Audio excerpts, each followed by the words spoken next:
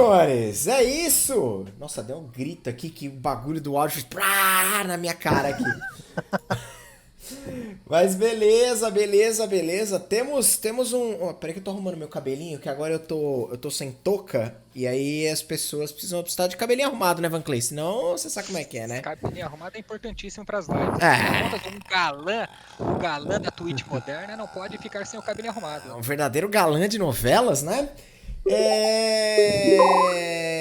Senhores, muito boa noite, muito boa noite. Estamos chegando aqui de sem touca, de overlay novo, com transição sem precisar fechar a live e com o Álvaro. Quer dizer, porra, bicho, trouxemos a faca, o queijo e o bolo. Que isso? O Facas vem depois, gente. O Facas Aproveitei a piada. Sensacional. Primeiro agradecer aqui, Lua, muito obrigado. 8 meses, é isso? Sub maravilhoso, aquela renovação importantíssima, inigualável, inesquecível, muito obrigado. Depois, peraí, a Sat Indica, obrigado pelo host, tamo junto, valeu. E o Dungeon deixou, ontem, Dungeon, você gankou nós, e eu tava achando que era o Vagnão, porque o nick de vocês quase não é parecido. Um é o Dungeon Master Gear, o outro é o Dungeon Master Class, porra, bicho, é isso aí. Vocês dificultam demais. O que tá acontecendo aqui, Rodrigo Naga? Bom, chegamos. Sentou aqui com o Álvaro. É isso, senhores. Bom, primeiramente, vamos começar perguntando o de sempre pra gente entender uma coisa. Ô, Branco, você tá bem? Tô bem, Diego. E você, como é que tá?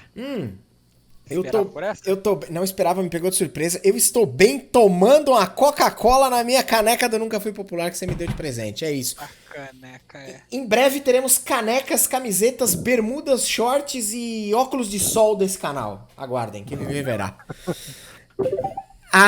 Contos lúdicos. Você veio, Contos lúdicos. Eu não sei qual de vocês é, porque pra mim vocês são vários.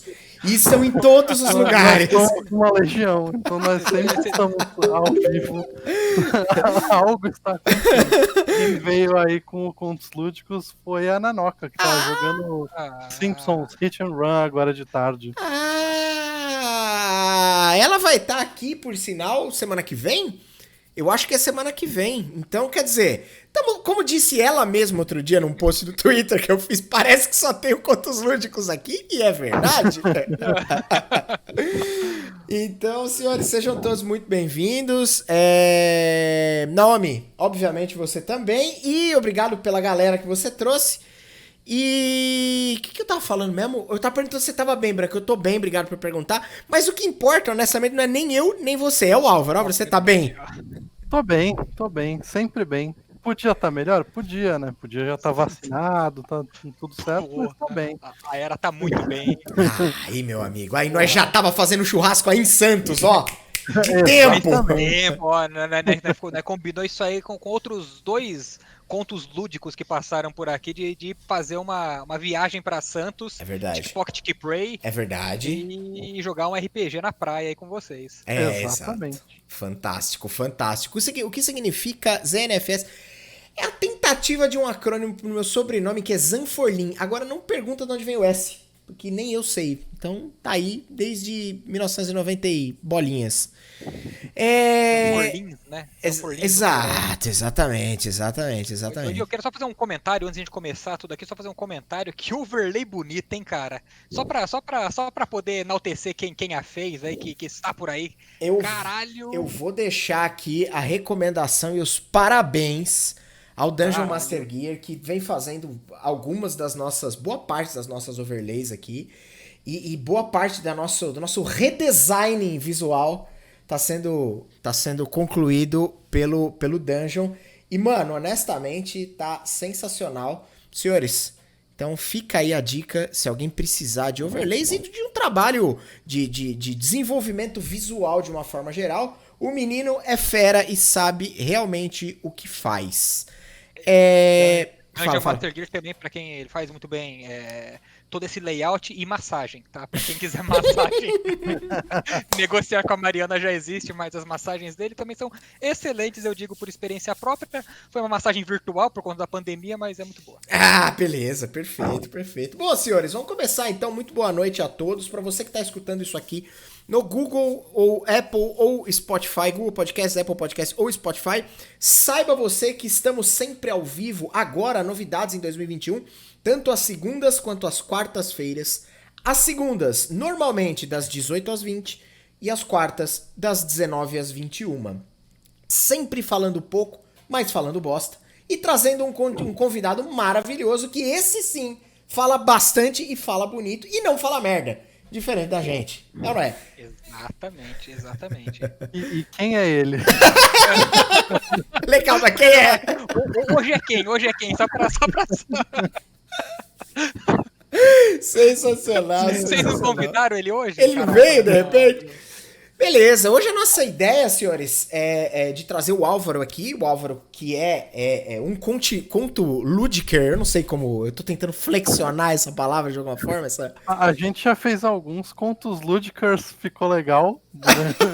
Acho que fica moderno. Moderno, legal, bacana. E o nosso objetivo é falar, obviamente, de RPG, que a gente quase não fala, quase não gosta, quase não joga nesse canal. E pedir pro Álvaro contar um pouco da história do projeto, do Contos Lúdicos, de como surgiu, né, de como tá rolando as coisas, com o advento, se assim a gente pode dizer, da pandemia e assim sucessivamente. Então eu quero começar dizendo o seguinte, aliás, perguntando o seguinte: Álvaro, fala pra mim de onde você é, você nasceu aonde e você mora atualmente aonde? Vamos começar do começo. Vamos lá, eu nasci em Santos.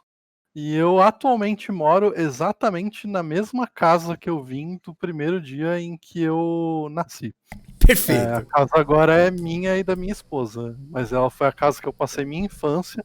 Eu sempre morei aqui, eu sou uma das poucas pessoas que nunca mudou de casa na vida. Assim, para não dizer que eu nunca mudei, quando eu casei eu me mudei, fiquei uns meses fora e aí a gente teve a oportunidade de voltar para essa casa e é onde eu resido atualmente. Então eu posso dizer que eu sou santista marapense, porque eu sou do bairro Marapé há 34 anos, e em breve 35 anos. Daqui a 21 dias eu estarei há 35 anos morando aqui. Caraca, mano. Porra, isso é uma parada incomum hoje em dia, né?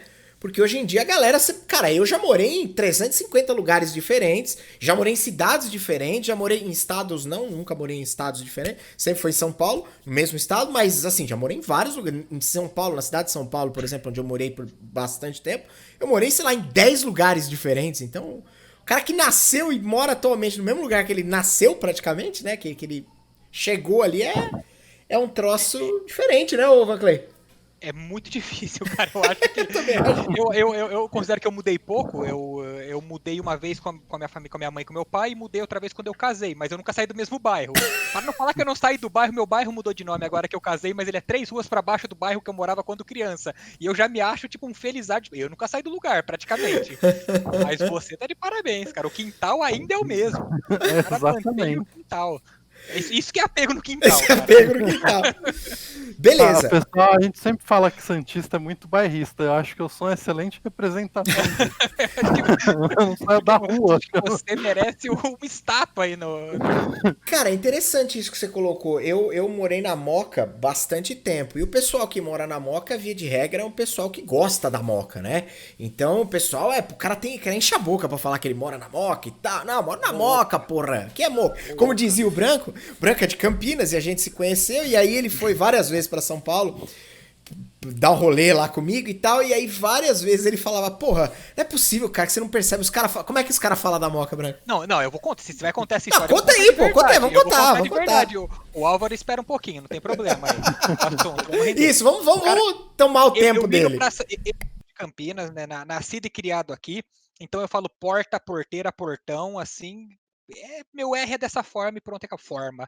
Indo no carro com o Diego pra São Paulo, acho que é a primeira ou segunda vez, eu falei, porra, Di, tenho vergonha, né? Eu vou chegar lá falando vergonha, falando as coisas assim, né? O povo vai me zoar.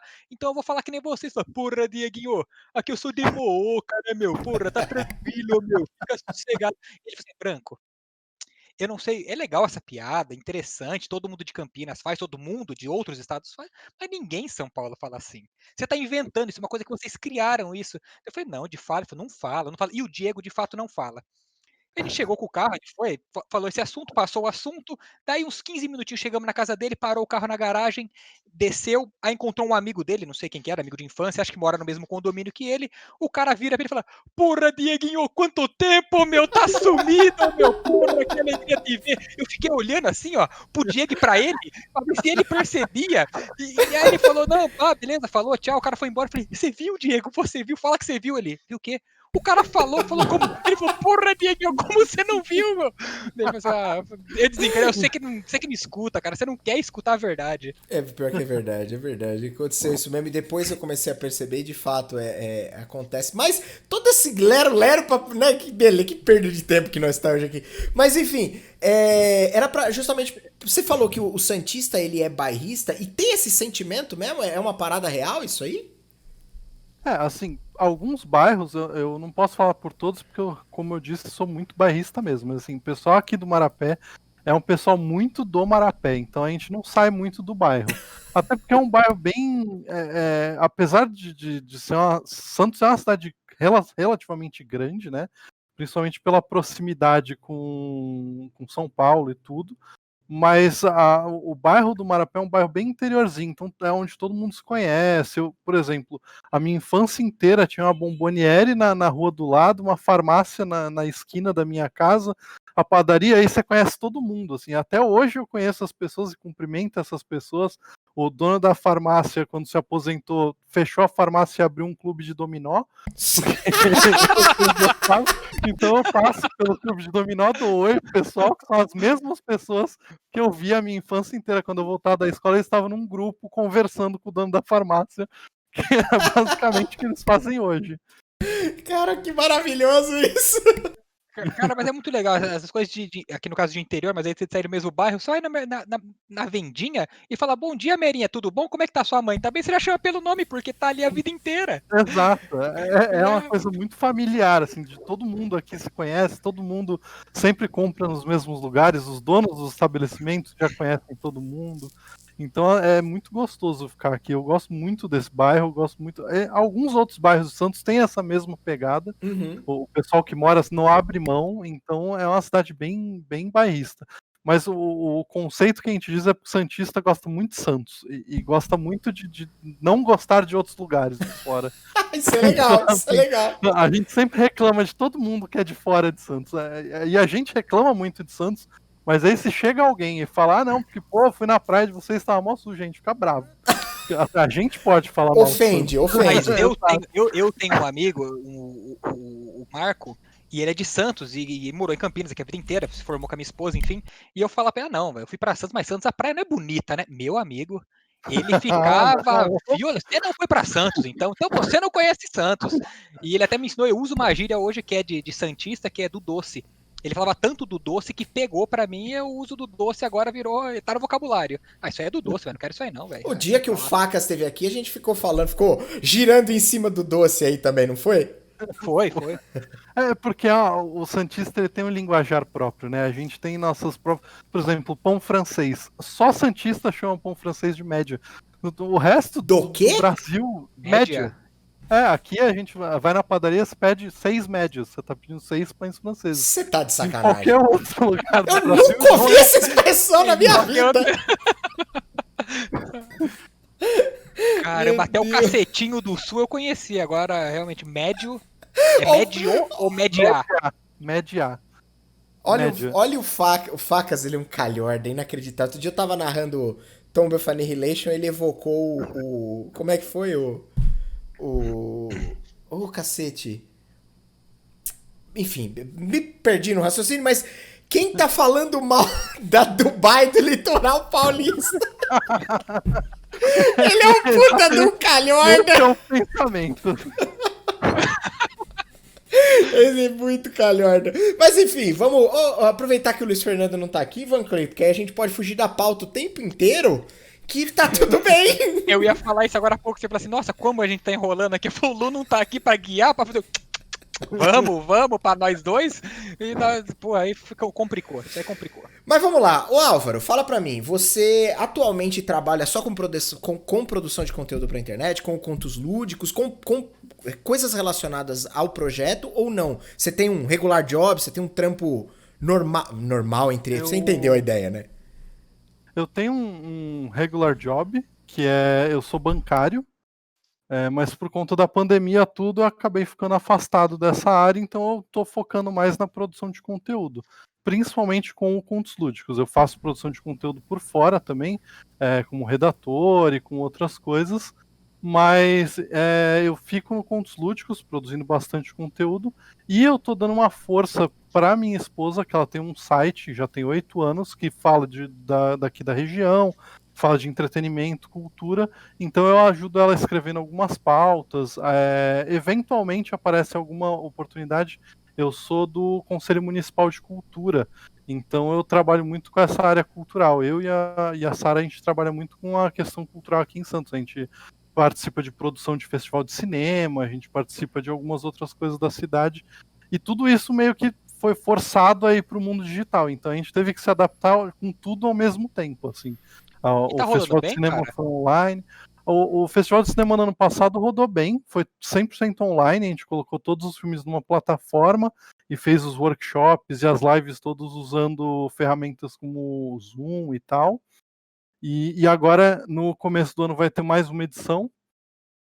Então, vocês já estão recebendo em primeira mão, que já começou agora na Legal. primeira semana.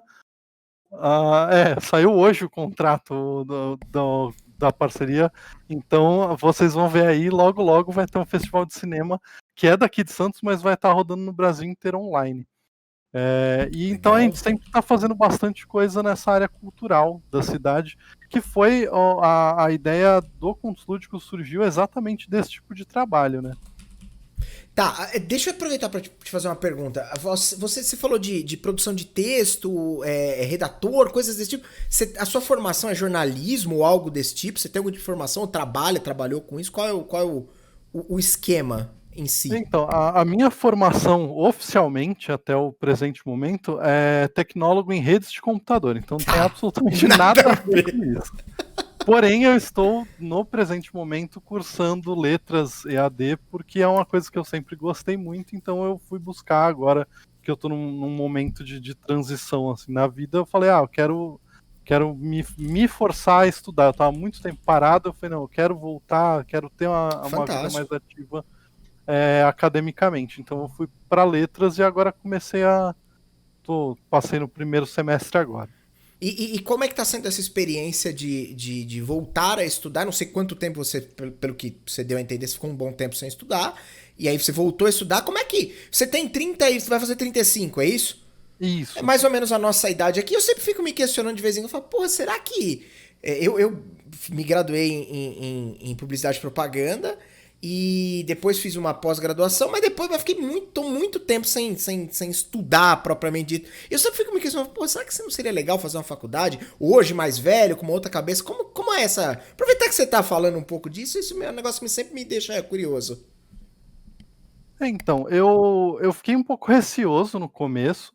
Eu não sabia como é que ia ser. Eu me formei com 25, então eu tô há 10 anos parado, né? Uhum. E aí eu pensei, puta, eu não vou me adaptar, não sei como é que isso vai acontecer, se eu vou ter tempo de fazer as coisas. Mas eu acho que como a gente tá com uma cabeça um pouco mais velha, um pouco mais de experiência, você já vai mais focado naquilo que você quer fazer. Então eu não fui fazer o que ia dar trampo, como eu fiz o tecnólogo em redes de computador. Eu estou fazendo um negócio que eu realmente gosto. Então é algo que eu me incentivo a procurar e estudar e acompanhar mais. Então eu acho que essa experiência está sendo bem mais gratificante até do que a primeira que eu fiz com experiência. Assim, Cara, e é interessante, eu não sei se você passou por isso, eu fiz faculdade, eu entrei na faculdade com 28, então eu tive contato com o pessoal tipo de 18, que estava entrando na faculdade, formado em rádio e TV, e tinha algumas pessoas que eram mais velhas também. Você vê a diferença de cabeça. Tipo, o cara com 18, ele tá numa pegada na faculdade. o cara que tinha 35, ele tava totalmente em outra, cara. Ele sabia exatamente o que ele queria, o porquê ele tava fazendo e aonde ele ia chegar, sabe? Não, barzinho, festa, esquece, cara, esquece. Eu preciso me formar, ser foda, porque eu já tô no trampo, eu já não tenho tempo pra perder mais.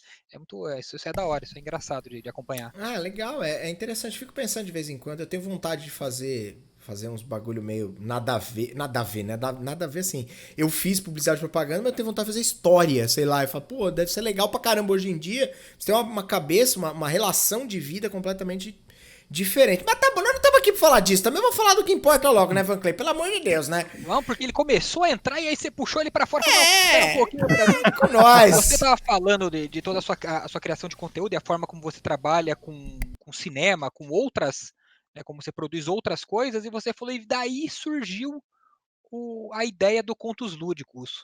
Como assim? Como é que foi? Você falou, tô aqui fazendo um festival de cinema, quer saber? Vou jogar RPG pra 500 mil de pessoas também. Deixa eu aproveitar e juntar logo as duas, que ele já manda logo duas com o preço de uma. Eu quero também entender de onde veio sua relação com o RPG. Como você conheceu o RPG? Se é uma coisa de moleque, é uma coisa mais velho? Como é que apareceu também? Junta aí as duas e mete ficha. Tá, então vamos lá. Eu vou começar então pela minha relação com o RPG, porque ela é bem mais antiga do que a própria ideia do Contos Lúdicos. Então tá? vamos lá. Eu comecei a me interessar por RPG, que Santos sempre foi uma cidade muito geek, tá? O primeiro contato que eu tive quando eu já sabia o que era RPG, eu comprei uma Dragão Brasil, porque a banca na frente da minha escola vendia carta de Magic. E aí eu jogava Magic, todo mundo na escola começou a jogar Magic, era barato na época, então todo mundo comprou um monte de deck e começou a jogar. E aí eu tirei num booster uma Cidadela de Bronze. E eu sempre conto essa história porque foi uma das partes que mais me zoou assim, na minha mente do quanto eu fui burro. Porque essa carta valia uma grana na época. E aí um cara mais velho chegou e falou, não, ó, eu te troco por 2 dessa carta aqui. Essa carta, ela é imbatível, porque ninguém consegue bloquear elas. E aí eu troquei uma Cidadela de Bronze por 2 cartas com sombra, que é tipo uma das habilidades mais lixas. 2 cartas que valia 20 centavos cada uma. E aí, um amigo meu virou e falou, cara, você tem que parar de ser engabelado assim, vai na banca, compra a revista Dragão Brasil, porque ela tem os preços das cartas e tudo, e aí você não vai ter problema. Falei, beleza, fui lá, comprei a Dragão Brasil. E aí eu nunca mais joguei Magic na minha vida, porque eu comecei a ler o que tinha, né, já tava interessado, descobri o que era RPG e falei, cara, eu preciso disso, eu não quero mais jogar Magic, isso é muito mais legal. E nessa época, tinha acho que uns 11 ou 12 anos, e eu pegava ônibus para voltar para a escola, e o ônibus ele passava. Eu vou falar algo que todos os santistas aqui vão entender imediatamente, vocês não, mas eu explico. Eu estava passando pelo canal 1, porque Santos se divide em canais, tem um lance de sanitarismo que foi feito pelo Saturnino de Brito, e aí a gente aqui em Santos a gente se localiza por canais.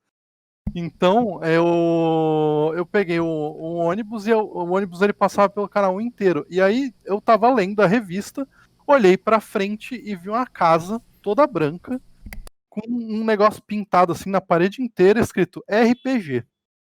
E eu falei, cara, será que é isso? Eu fiquei na dúvida. Eu falei, será que é aquele mesmo tema da Dragão Brasil?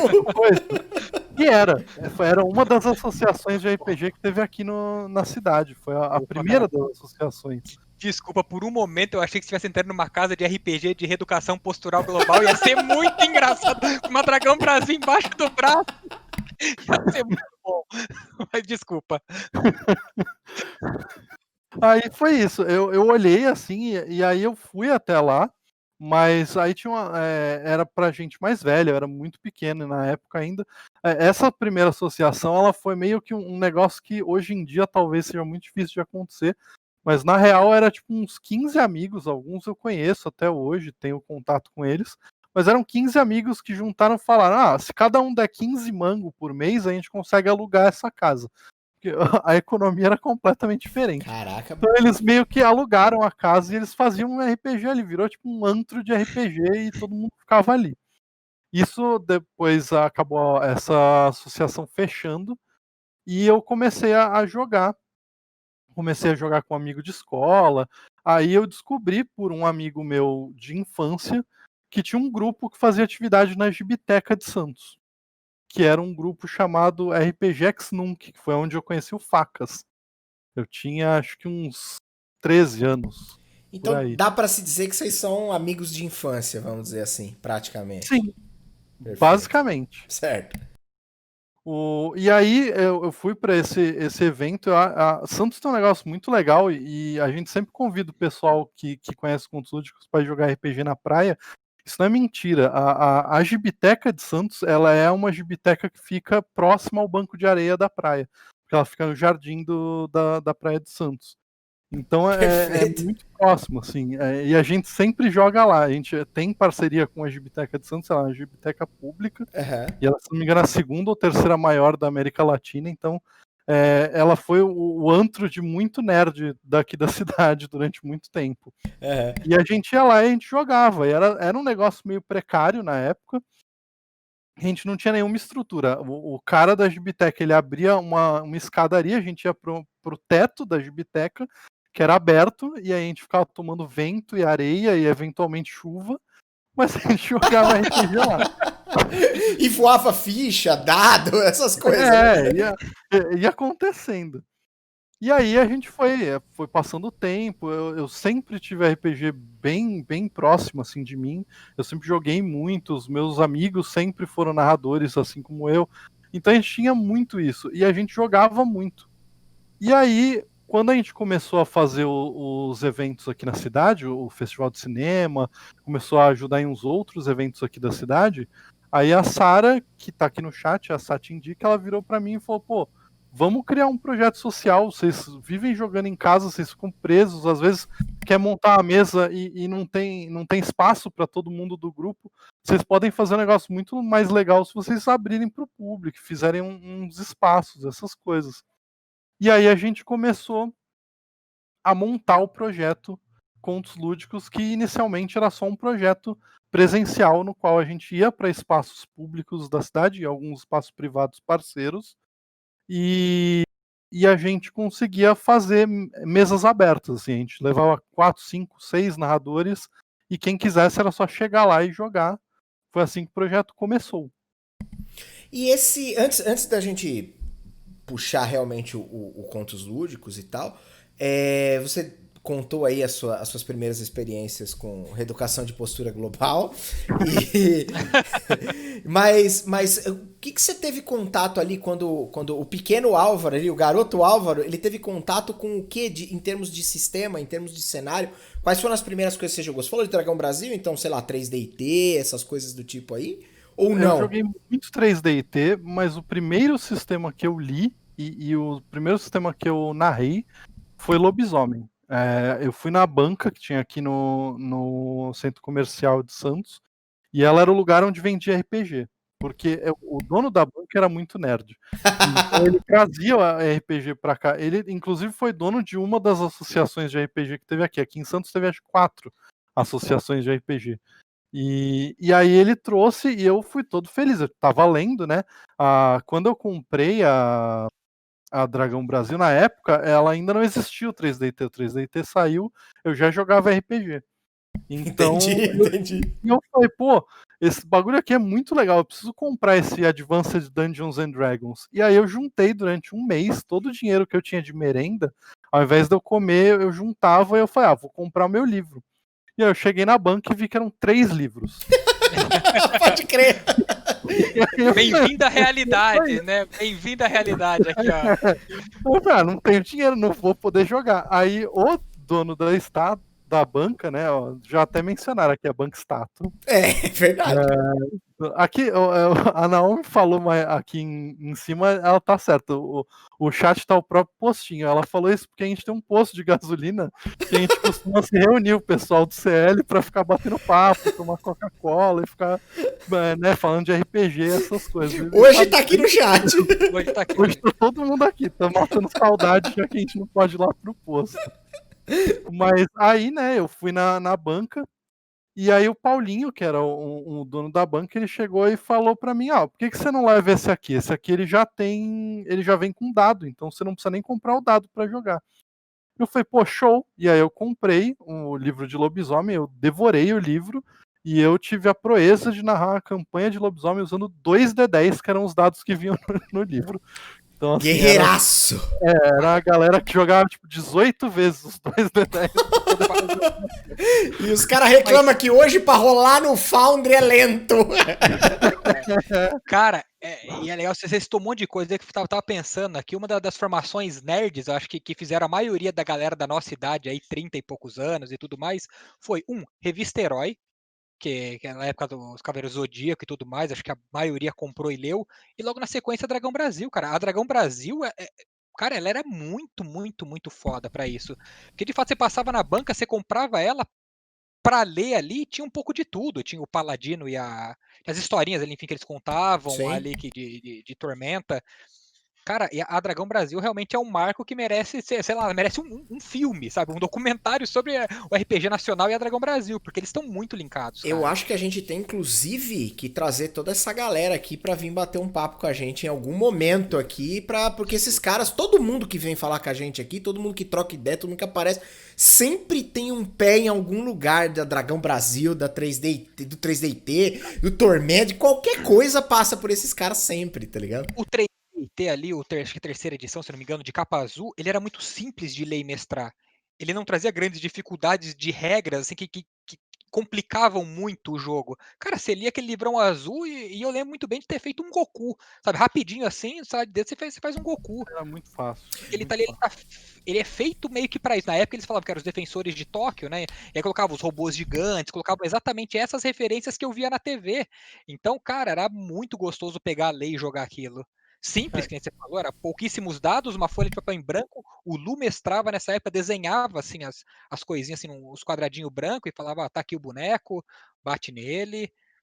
E, cara, foi divertidíssimo. Não, com certeza. Você tava falando que esse seu primeiro sistema com o kit de 2D10 foi lobisomem. E assim, todo esse universo da White Wolf, de storytelling e tal, ele tem uma pegada mais soturna, mais dark, mais tensa e tal. E normalmente o branco dá sempre esse exemplo, que eles começaram... Eu não tive essa experiência com vampiro, tive assim, depois, mas muito superficial. O meu background versa muito mais com AD&D, com D&D, com GURPS, com essas coisas. E eu sempre acho engraçado quando o branco menciona o fato de eles jogarem vampiro como se fossem super-heróis, né? E vocês, imagino que você deve ter passado por algo semelhante também, ou já foi uma coisa mais pesada, qual é que era? Os Robin eram super-heróis mais fortes que os vampiros ainda, cara. Eu passei por todas as etapas. Assim, a real é que eu joguei esse período todo que eu comecei a jogar com 12 anos, acho que em 98. Eu joguei AD&D algumas vezes, eu joguei alguns outros sistemas, tinha uma galera que gostava de GURPS. Eu sempre fui muito de procurar sistemas aleatórios, então eu tinha uns sistemas malucos. Eu jogava, tinha um sistema que era nacional, se chamava Monstros, que você jogava com os monstros, e ele era tudo zoado, ele era tudo engraçadinho. Tanto que o primeiro personagem que eu fiz, ele era uma quimera que tinha o rosto do Phil Collins, e ele cantava. não! Era um negócio muito maluco, assim, que você Ele era o quê? Ele era uma quimera, tipo uma quimera clássica, assim, era quadrúpede, tinha asa, só que o rosto dele não era um rosto normal humano, era o rosto do Phil Collins, e eu tinha voz melodiosa e sabia tocar piano e tal, e a ideia é que você é um monstro e você faz coisas monstruosas ou não, ou você só vive, assim, normal, tipo um Monstros S.A. Então era um sistema bem, bem legal. E o cara compunha músicas para filme da Disney, a quimera dele. Então, assim, eu joguei tudo que vocês podem imaginar. Eu joguei Era do Caos, joguei. Que também é um sistema nacional muito legal. Só que o que mais me prendeu sempre foi World of Darkness. Então eu joguei Vampiro, Lobisomem, Wraith, Múmia, Mago, tudo. Eu joguei a minha vida inteira isso. E às vezes eu volto. O próprio D&D quinta edição, a primeira vez que eu joguei o D&D quinta edição foi em 2018 para fazer o primeiro evento do Contos Lúdicos. Antes disso, eu sabia da existência da quinta edição, mas eu ligava muito pouco porque eu jogava lobisomem. Eu terminava a campanha de lobisomem e falava, agora vamos narrar mago.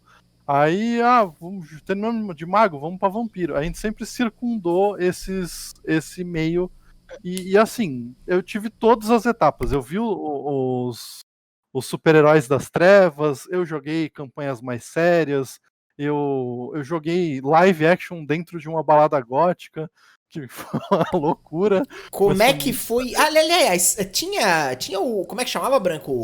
Santos by Night. Era Tinha Santos by isso? Night? Tinha essa parada, essas campanhas Então, de live o por aí? Santos by Night, ele ainda existe, entre aspas, tá? É um projeto de escrita que tá para ser lançado lá no Storytellers Vault e vai ser Pay What You Want. Então, quem quiser conhecer um pouco mais de Santos, eu até recomendo, porque um dos escritores é um camarada meu e a gente já está combinando de fazer lives quando acabar a pandemia, Ó, que foda. usando contos lúdicos no cenário de Santos. E os dois escritores, eles são historiadores, então eles pegaram bem a parte da história de Santos para poder misturar com o conceito punk gótico do World of Darkness. Então tá ficando bem legal o livro Porra. e tem muita coisa maneira. Você chegou a O- participar dessas lives, inclusive? Era isso que você tava falando? Eu joguei algumas, as do pessoal do Santos by Night não, porque eu era muito pequeno, eu ainda era menor de idade, e eles Entendi. faziam as coisas que talvez hoje em dia não seriam tão bem aceitas. Pelo menos fizeram live, que é um live que eu fico muito triste de não ter participado, mas é assim, eles meio que invadiram um cassino abandonado na cidade, e eles Caramba. fizeram live lá. Caraca. Então, então assim, era um Aí é negócio. next E level. os lives aqui em Santos era Caramba. tipo 40 pessoas. Não era um livezinho, era tipo 40, 50 pessoas jogando ao mesmo tempo. Pra quem tiver. Na Era verdade, eu acho que muita gente. Pode falar, eu pode acho falar. que os By Nights, na verdade, que tinha. Aqui também tinha. Eu cheguei a jogar no Campinas By Night. Eu cheguei a jogar, acho que uma ou duas sessões do live do Campinas By Night. Que pelo que eu entendia na época, o By Night era Campinas By Night, Santos By Night, Curitiba By Night, e as histórias se cruzavam. Era realmente o que estava acontecendo no Brasil naquela época com relação aos vampiros, que eu joguei vampiro no caso, né? Então era assim, uma mistura muito organizada e era sempre muita gente jogando. Aliás, acho até legal. A gente falou muito pouco aqui, pelo menos que eu me recorde no NFP, sobre as lives, porque talvez quem tá escutando isso aqui em algum momento, acho que a gente tá se referindo a live stream. Então, na verdade, o que a gente. Faça as honras, por favor, Álvaro. Dá uma rápida explicada no que é, porque vai que alguém de fato não tem ideia do que a gente tá falando. Exatamente, ó. Vou até aproveitar que a Naomi colocou a sigla correta, né? Que é LARP, ou Live Action Role Playing, que é basicamente uma versão ao vivo do RPG. Ao invés de você sentar na mesa e rolar os dadinhos, você pode se vestir com o seu personagem, embora isso não seja obrigatório, né? Você pode escrever como está vestido, mas é uma parte muito mais pessoal de interpretação, em que você realmente, durante aquele tempo, você está sendo aquele personagem. E eu acho que isso funciona muito bem no Vampiro, porque o Vampiro é um jogo social. Eu tenho os meus problemas com o One World by Night, ele ainda existe, ele ainda tem muitas cidades que fazem, mas justamente por conta disso, de serem. Todas as histórias são interligadas, que nem o Branco falou. Só que assim, isso eventualmente, principalmente para quem organiza evento, isso pode virar um problema. Porque como funciona no One World by Night? Se chega um cara americano, tudo bem que isso é muito difícil de acontecer, mas pode. O cara americano resolve passar as férias no Brasil e ele tá em Santos. E aí ele decide entrar no seu live e tacar o Oba, e ele tem um cargo de poder dentro da Camarilla, o NPC dele.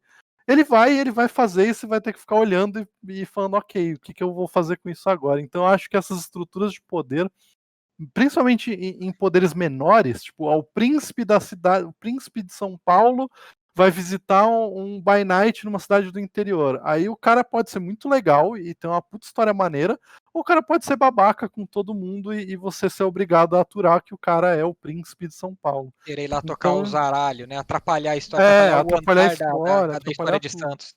É porque eu ia falar isso, eu não quis ir tão além porque eu não tinha certeza disso, mas o que eu me lembrava de fato era que, inclusive, os jogos que acontecem em todos os By Night, eles são reportados para os Estados Unidos, porque isso está acontecendo de fato. Sim. Então, inclusive, as pessoas mandavam assim, olha, no Brasil está acontecendo tal coisa, vocês precisam jogar isso, vocês precisam contar essa história, jogar essa parte. Acho que em 2003 ou 2004, não lembro, mas eu já estava ativo na comunidade de RPG.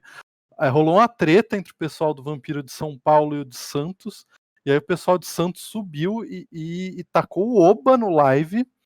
E aí, por conta disso, o reporte foi que a cidade de Santos foi tomada pelo Sabá. Tacaram o Oba, é muito bom. As gangues nerds de Vampira Máscara, uma atrapalhando a live do era outro, muito... vandalizando muito nos D10.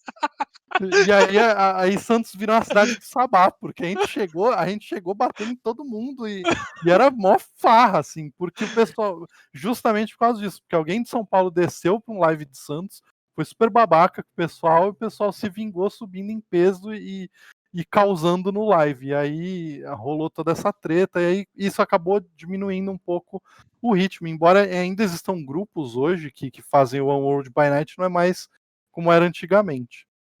Cara, eu ainda tô um pouco chocado com o tacando o Oba, que eu achei realmente... Não, eu tô chocado com a invasão ao cassino abandonado, cara. Imagina 40 pessoas vestidas de vampiro invadindo um cassino abandonado e o transeunte passando e vendo aquilo. Um transeunte ali no prédio da frente olhando, meu Deus.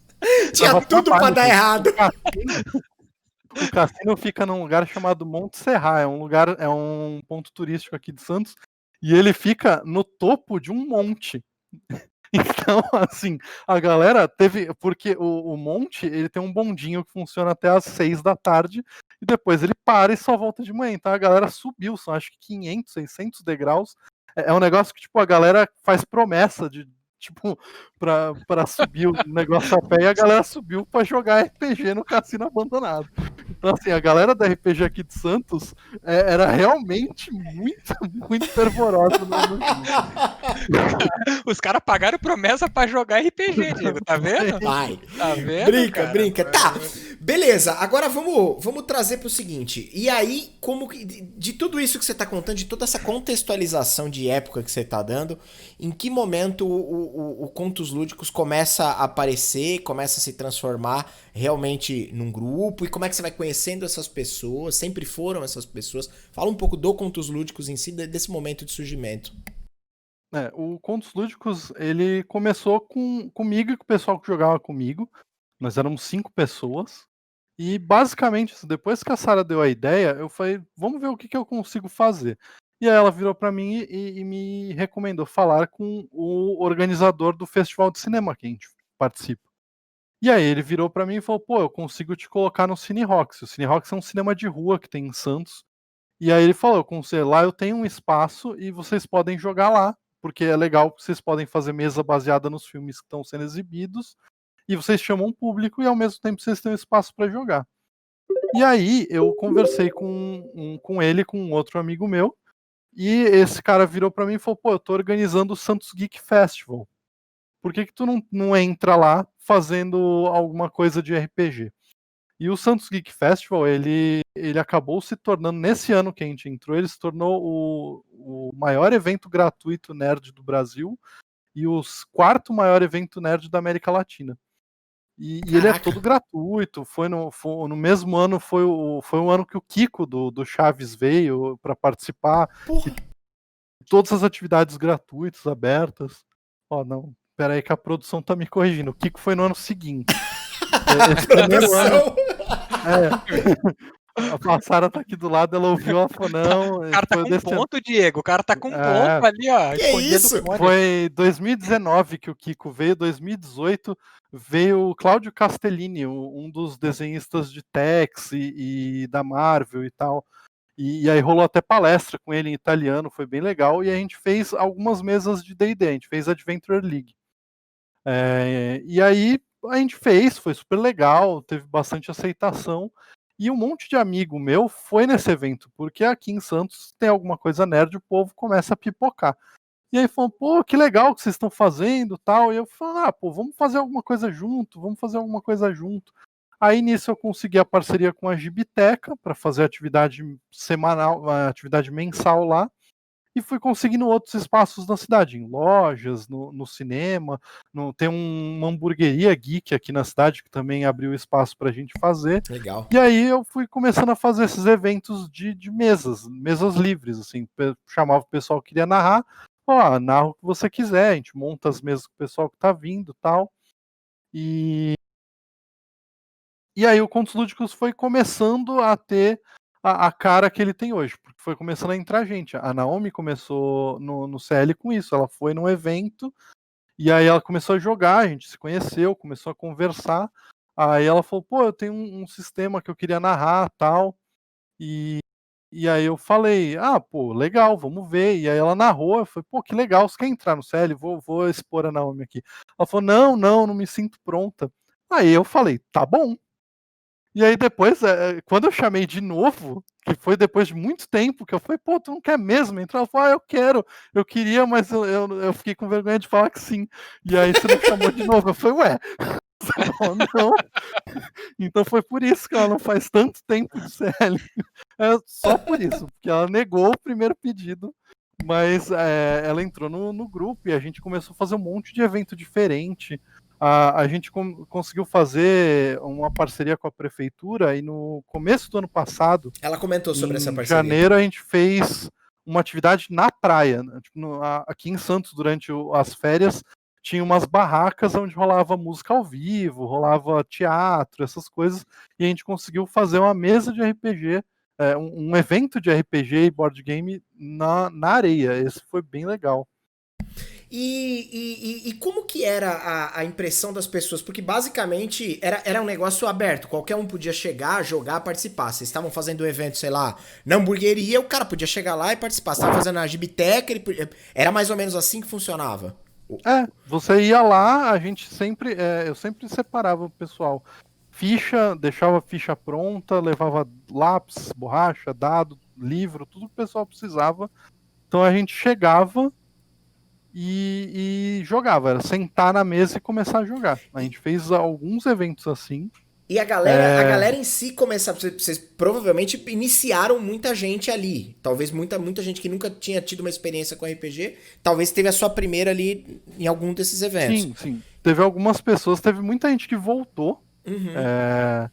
Pessoas que começaram a te falar, pô, eu tava tanto tempo parado e agora voltei a jogar com vocês, estou animado de novo. A gente teve muita criança, porque a gente começou um evento na Gibiteca e chegou algumas crianças. E aí eles pediram para jogar. E eu tinha delimitado com o pessoal, eu falei, não vamos deixar menor de 15 anos, porque é BO. Uhum. Porque a gente não sabe, né, como é que vai ser e tal. Aí, quando chegou essa criança, ele ficou mega triste. Deu pra ver que ele ficou mega sentido de não poder jogar. Uhum. E aí, o pai dele virou e falou, pô, ele sempre tenta entrar em evento e tal, mas ninguém deixa, e ele sabe jogar, ele lê os negócios. No final das contas, esse menino ele jogou algumas mesas com a gente, e ele sabia mais do que eu de D&D Quinta Edição. O moleque era um gênio, assim, ele sabia o livro de cor. Era assustador, assim. E aí a gente começou a gente liberou para ele, a gente falou, vamos liberar para outros. Nisso veio o Pedrinho, que a Naomi falou ali embaixo, que ele acompanhou a gente muito tempo. Agora ele tá morando na Itália com a família dele, mas ele jogou muita mesa com a gente, ele também era muito legal de jogar. E assim, foi uma experiência muito inovadora, porque a molecadinha, eles têm umas ideias muito fora da caixinha, assim. Então é muito legal narrar para eles, ver as ideias que eles têm. A gente conversou por cima disso com a Naomi quando ela veio aqui. Ela falou que ela narrou o sistema do My Little Pony. Foi. E ela falou, cara, ele mestre pra criança. E eu fiquei pensando, falei, cara, se com a gente adulto já é semi-caótico, você imagina com uma criança que pra ela tudo é possível de fato. A gente tem um monte de limitador, né, por ter 30 e tantos anos. Criança, cara, é cabeça nova, 100%, não existem limites ali. Exatamente. Assim, eles são muito criativos. A primeira mesa de criança que a gente narrou foi o Vini, que joga comigo no Dungeon Masterclass, que joga lá no CL também. E ele começou a narrar, ele narrou o começo da Dragon Heist para um grupo de crianças. Era um menino de 12, um menino de 14 e um menino de 8. Que o de 8 estava mais acompanhando o irmãozinho, que era o cara que queria muito jogar. E aí tem uma parte da aventura que você enfrenta umas vassouras. E é basicamente isso. Tem umas vassouras que se mexem, tem os stats lá, e você enfrenta as vassouras. Mas a criançada, o que eles pensaram? O Vini tinha descrito a taverna do Portal Bocejante e falou que tinha um buraco enorme. Aí os moleques viraram e falaram, pô, vamos jogar lixo e fazer um caminho, porque as vassouras vão pegar o lixo e vão varrer e cair no buraco. Caralho, puta ideia. E assim, por mais que mecanicamente isso não faça sentido no jogo, a ideia foi tão genial que o Vini entrou na onda da molecada. Uhum. Cara, é o tipo de bagulho que a gente não pensa. A gente vai pensar, pô, vassoura, beleza, então vou me preparar, vou pegar minha arma, fazer tal coisa. Eles não, eles pensam, pô, a vassoura. Você pega um fantasia, por exemplo, o Mickey resolve o problema das vassouras criando sujeira pra elas irem embora. Então foi o que eles fizeram. Essa genialidade de criança, de quem não tem, né, esse tipo de trava, freio, né, um freio de criativo, né, bloqueio criativo. De atividade é muito legal. O Vini também narrando pro Pedrinho, tem uma parte que um gigante ataca uma cidade na Storm King's Thunder. E aí ele tava narrando, e aí o gigante, na verdade, ele tá atacando a cidade porque ele tá com fome. E aí o Pedro e o outro amiguinho dele conseguiram convencer as pessoas da cidade a dar um emprego pro gigante. Ó, se o gigante começar a proteger a cidade ao invés de atacar e vocês derem comida para eles, vocês resolvem o problema. Então, esse é o tipo de coisa que faz a gente gostar muito de narrar para criança. Você foge do padrão de ficha, de dado, de vou usar tal magia, vou usar tal poder. Não, eles realmente pensam na solução para um problema. Isso é o verdadeiro fora do meta. Sem dúvida. Exato. O original. Eu tenho uma dúvida, só que eu acho que o Di vai querer avançar um pouquinho, porque a gente conversa bastante aqui com pessoas que jogam RPG e, obviamente, todo mundo, a maioria das pessoas que passaram aqui, tirando o André, eu não conheço ninguém que tenha iniciado o RPG numa mesa ao vivo, numa mesa com plateia, né, com público, jogando publicamente, muito pelo contrário. Não fala isso, muito pelo contrário, né? Porque se jogava RPG, a gente se escondia e a gente jogava em um lugar só com quem ia jogar, pra gente poder jogar RPG. Porque quem não entende e acha isso tudo muito bobo, dá vergonha, enfim.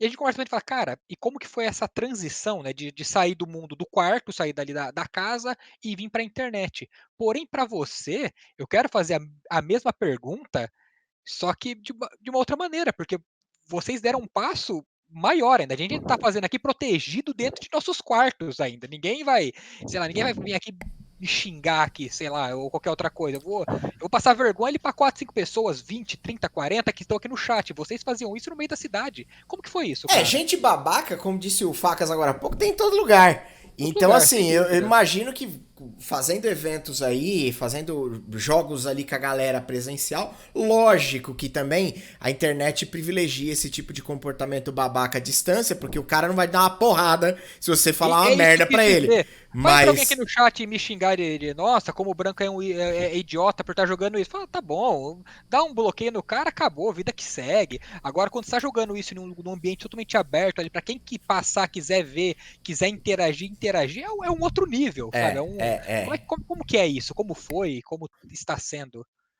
Então, pra gente sempre foi muito natural, porque assim, o espaço sempre foi um problema. Então, a gente jogava RPG num posto de gasolina, que às vezes a gente jogava aberto na frente de todo mundo. Quando chovia, eles tinham a gentileza de deixar a gente jogar na parte de trocar óleo. Eles deixavam a gente levar as mesinhas ali para troca de óleo e jogava lá.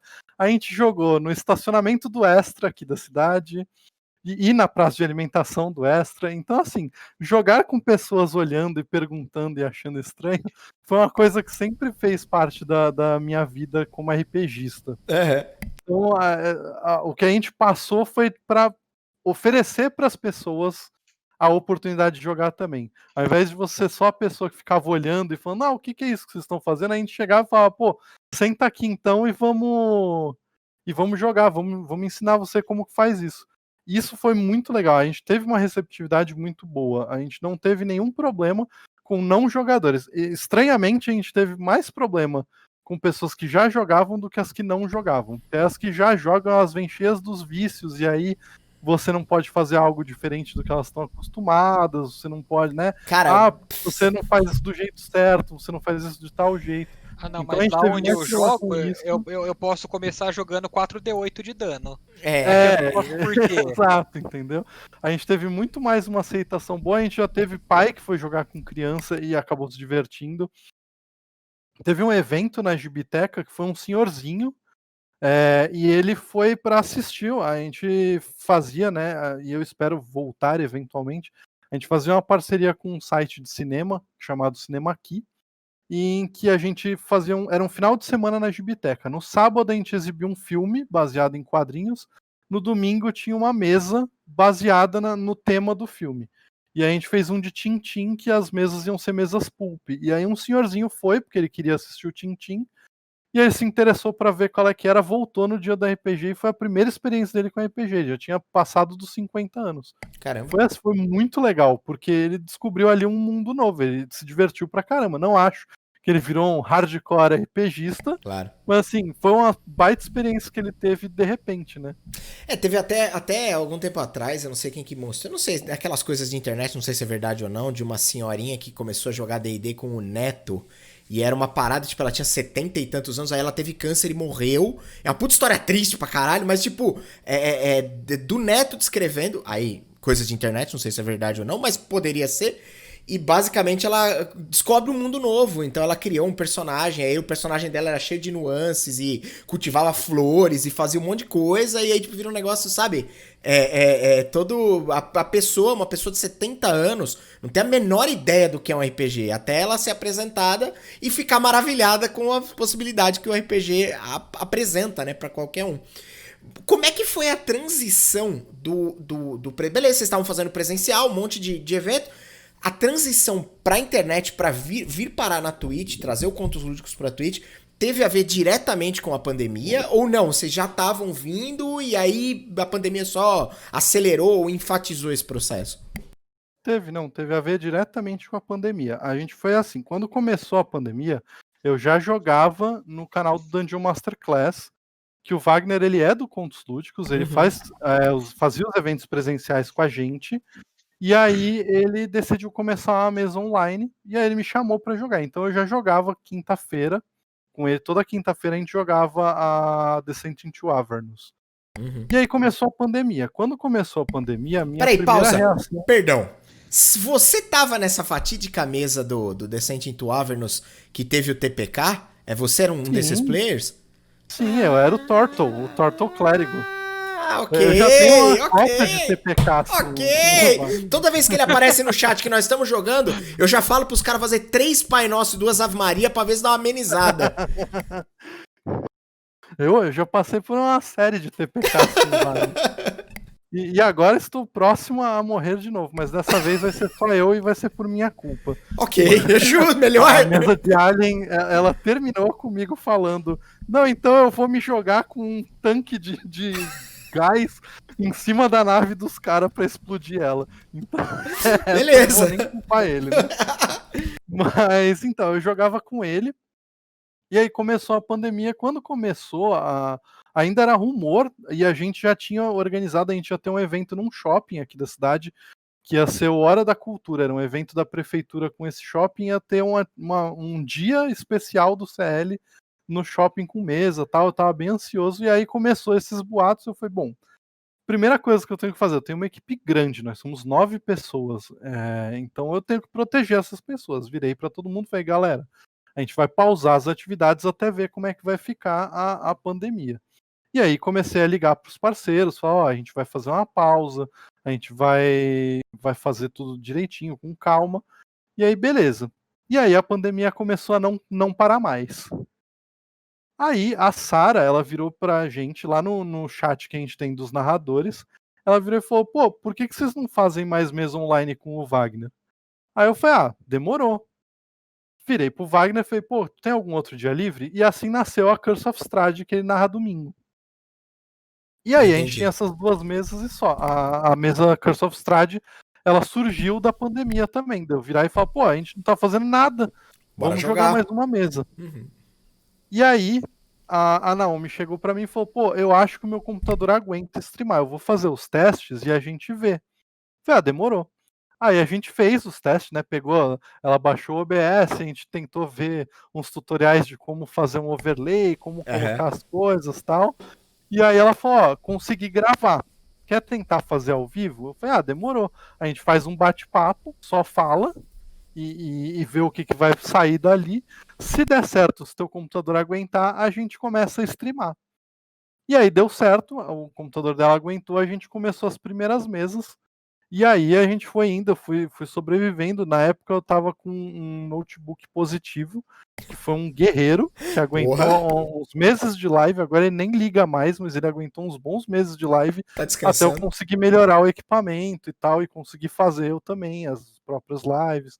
E aí a gente começou a desenvolver o canal, e aí a gente começou todo o processo do online, mudar para o online. Antes da gente ir, me ocorreu uma coisa, você estava falando ali de que você ligou para os parceiros na época do começo da pandemia, justamente para dizer que ia fazer uma pausa, e me ocorreu, vocês conseguiam monetizar isso de alguma forma? Era um business ou não? Isso não, sei lá, hipoteticamente falando, não sei como, mas ou não, era só, tipo, a gente tinha um espaço, fazia os eventos, ia trabalhando em cima de um hobby, propriamente dito, ou não, era um negócio monetizado? Assim, a ideia do Contos Lúdicos, ela sempre foi ser um projeto social. Então, a maioria dos lugares que a gente conseguia, que nem a parceria com a prefeitura, alguns dos primeiros espaços que cederam pra gente, foi tudo na base da troca. Uhum. A gente aparecia, a gente ganhava o espaço, os recursos ali, e a gente conseguia fazer. Depois, algumas empresas, né, 2 escolas, na verdade, uma de Santos, uma de São Vicente, que é uma cidade próxima, elas convidaram Contos Lúdicos para fazer uma atividade para a escola em particular. E aí a gente começou a monetizar. E aí foi quando aí a pandemia pausou esse movimento, mas a gente estava começando a monetizar através de atividades em escolas. Tem uma escola aqui em Santos que ela é uma escola de tecnologia. Então ela dá aula de design de jogos e impressora 3D, toda essa parte mais criativa. E aí eles chamaram a gente para fazer alguns eventos pagos. E aí teve essa escola de São Vicente, ela tem um domingo que é um domingo para os alunos se divertirem. Tinha várias atividades. E aí eles chamaram a gente para fazer uma parte das atividades, então foi bem legal. Então a gente estava começando a monetizar o projeto, mas assim, sem perder a questão do projeto social. Então a gente tinha as atividades gratuitas, porque sempre foi o intuito do projeto. O projeto ele foi criado. O que mais me incentivou a fazer foi, na época eu ainda era um frequentador do Facebook, aquela rede do mal, e eu vi num grupo, num grupo de vampiro, e aí o cara virou e ele falou que ele queria montar uma mesa que fosse só com mulheres ou LGBTQIA+, porque ele se sentia mais seguro. E a galera massacrou esse cara, a ponto dele ser banido do grupo só por ter falado isso. Ele não fez nada demais, ele nem teve a oportunidade de se defender. Eu falei, cara, isso é muito errado, a gente precisa criar um ambiente que seja seguro, porque todo mundo pode jogar RPG. RPG não é um jogo de branco hétero, sabe? Claro. Então, assim, a gente precisa ter a diversidade dentro do RPG e essas pessoas precisam se sentir acolhidas dentro disso. E esse foi o catalisador para o CL começar a existir.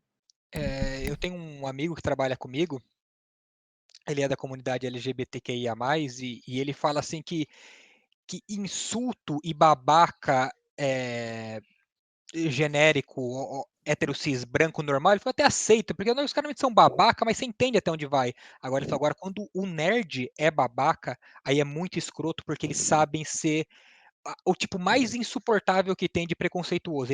Eles conseguem atacar sua ferida, porque eles não são idiotas e você releva pela idiotice do ser. Sabe, o cara ele escolheu ser daquele jeito.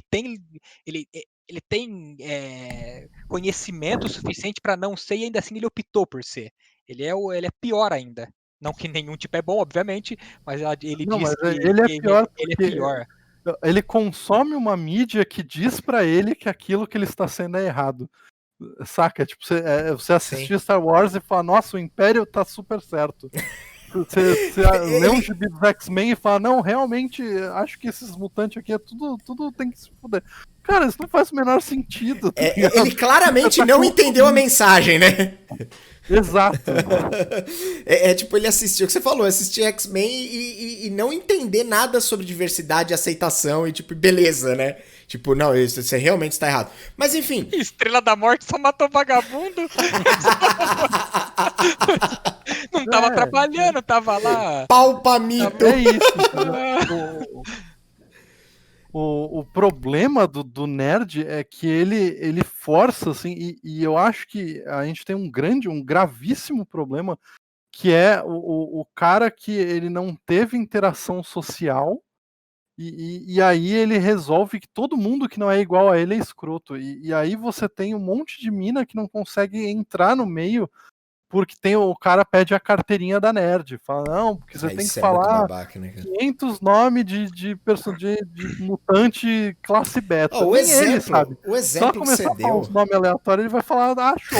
O exemplo que você deu ali, que você falou que vocês tiveram algum problema ali fazendo presencial com a galera que já jogava. E isso aí, agora na Twitch eu tenho certeza que vocês devem viver também a mesma coisa, porque eu sei que aqui vira e mexe aparece o especialista do Dungeons and Dragons, o especialista do Call of Cthulhu, o especialista do Tormenta 20. Então aí sempre tem um especialista, que aí você fala assim, o cara fala assim pra você, se você tá lá jogando, cara, posso pular, dar 2 mortal, cair nas costas do cara, dar 2 ataques? Você olha pra ficha do cara, pode, velho, foi legal isso aí que você faz aí.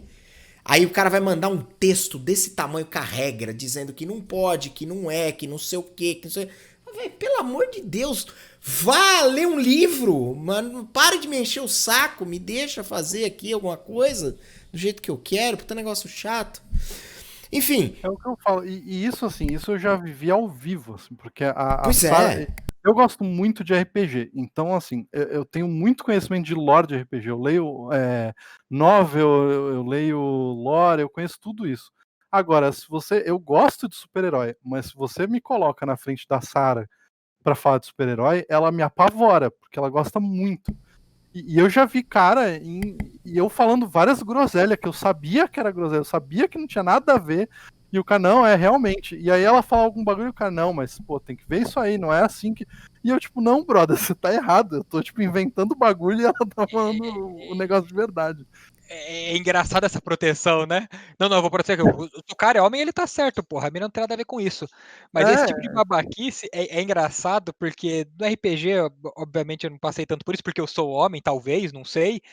Porque eu nem fui os caras que mais ficam lendo livro, eu gosto de jogar. Eu gosto de pegar, deixa eu fazer uma ficha e jogar isso aí, me explica de jogar. Mas só que eu passava isso com rock também. Com rock, se você fosse para algum lugar, aqui em Campinas era na prefeitura, e se você não soubesse o nome de todos os integrantes da banda, que tipo de corda todos eles usavam, qual era o nome da mãe de um deles, da esposa, de que flor ele gostava, o nome do cachorro... poser. Você, pô. O que isso quer dizer? Agora com 30, o que isso quer dizer no fim das contas? Eu escuto essa porra de episódio aí, cara. É isso aí que eu. Eles não tocam aquela música do Boêmio lá, o Boêmio, o episódio, é isso aí que eu gosto. É uma bobagem inacreditável, né? A carteirinha do nerd, a carteirinha do roqueiro e isso eu vejo muito dentro da cultura nerd, sabe, num geral. Porque assim, eu tô falando de metal, obviamente, eu gostava de metal, e o metaleiro, ele, na época, a maioria aqui eram tidos como os nerds, intelectuais, sabemos mais que todo mundo. Os jogadores de RPG, não, eu leio livros, eu jogo RPG, cara, eu sou culto. Isso é uma parada. Isso é uma parada. Aproveitar trocar essa ideia com o Álvaro e com a galera que tá aí no chat, com a galera que manja. Mas, cara, eu tenho a impressão, toda vez que eu converso com o pessoal aí, sei lá, especialmente o pessoal que tenta fugir do mainstream, que tenta fugir do vampiro, do D&D, do lobisomem, do mainstream, do que tá aí, do que todo mundo joga. O cara sempre tem um argumento mirabolante pra dizer que o mainstream é muito ruim e o que não é popular é muito bom. E sempre me parece um preciosismo daquele cara que ele quer contar que ele leu 674 páginas. Eu lembro de uma vez, eu já citei esse exemplo aqui, conversando, não, porque o jogador de RPG, ele tem que ler 674 páginas, vezes 3 livros, vezes não sei o que lá, pra aí sim ele conhecer... Amigo, você me desculpa, mas o seu intelecto não é tão refinado a ponto de você ler 3.000 páginas e saber 98% do que tá escrito ali. Ninguém tem essa capacidade. Por que você tá pagando de cara foda nesse nível pra querer dizer que eu não sei a regra 1, 2, 3, 4 ou o lore ABCD? Tá ligado? Sem contar que você gasta o tempo de ler 3.000 páginas de um joguinho não vai te tornar mais culto. Exato, tá ligado? Você só vai ser o cara que manja mais do seu joguinho. É isso. Caralho, você é tão foda, você é o senhor da verdade e você resolveu montar uma mesa de RPG Exato, em vez de realmente ganhar dinheiro? Você jura pra mim? Caralho, eu tenho isso. na frente o cara que poderia descobrir a cura pro HIV e ele tá jogando, ele tá preocupado com a acrobacia dela. Exato, entendeu? Tipo, a gente tem que quebrar esses mitos de que, porque quem joga RPG é culto porque lê. Não, você lê livro de regra. Você não tá fazendo nada demais. Exatamente. A própria literatura de RPG, e eu gosto muito da literatura de RPG, mas ela é baixa. Saca? Você tirando assim um ou outro, tipo, a trilogia Drizzt, ok, é uma literatura legal.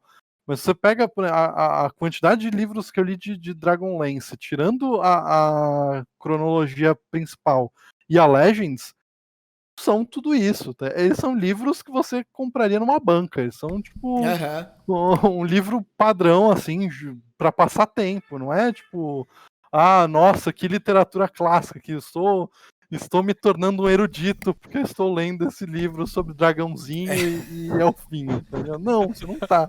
Você só gosta muito desse Agora sou evoluído. Cara, me escutem, por favor. Perfeito ali, ó. É tudo. A Naomi mandou a braba e é verdade. É tudo historinha que não ganharia capa dura. É verdade.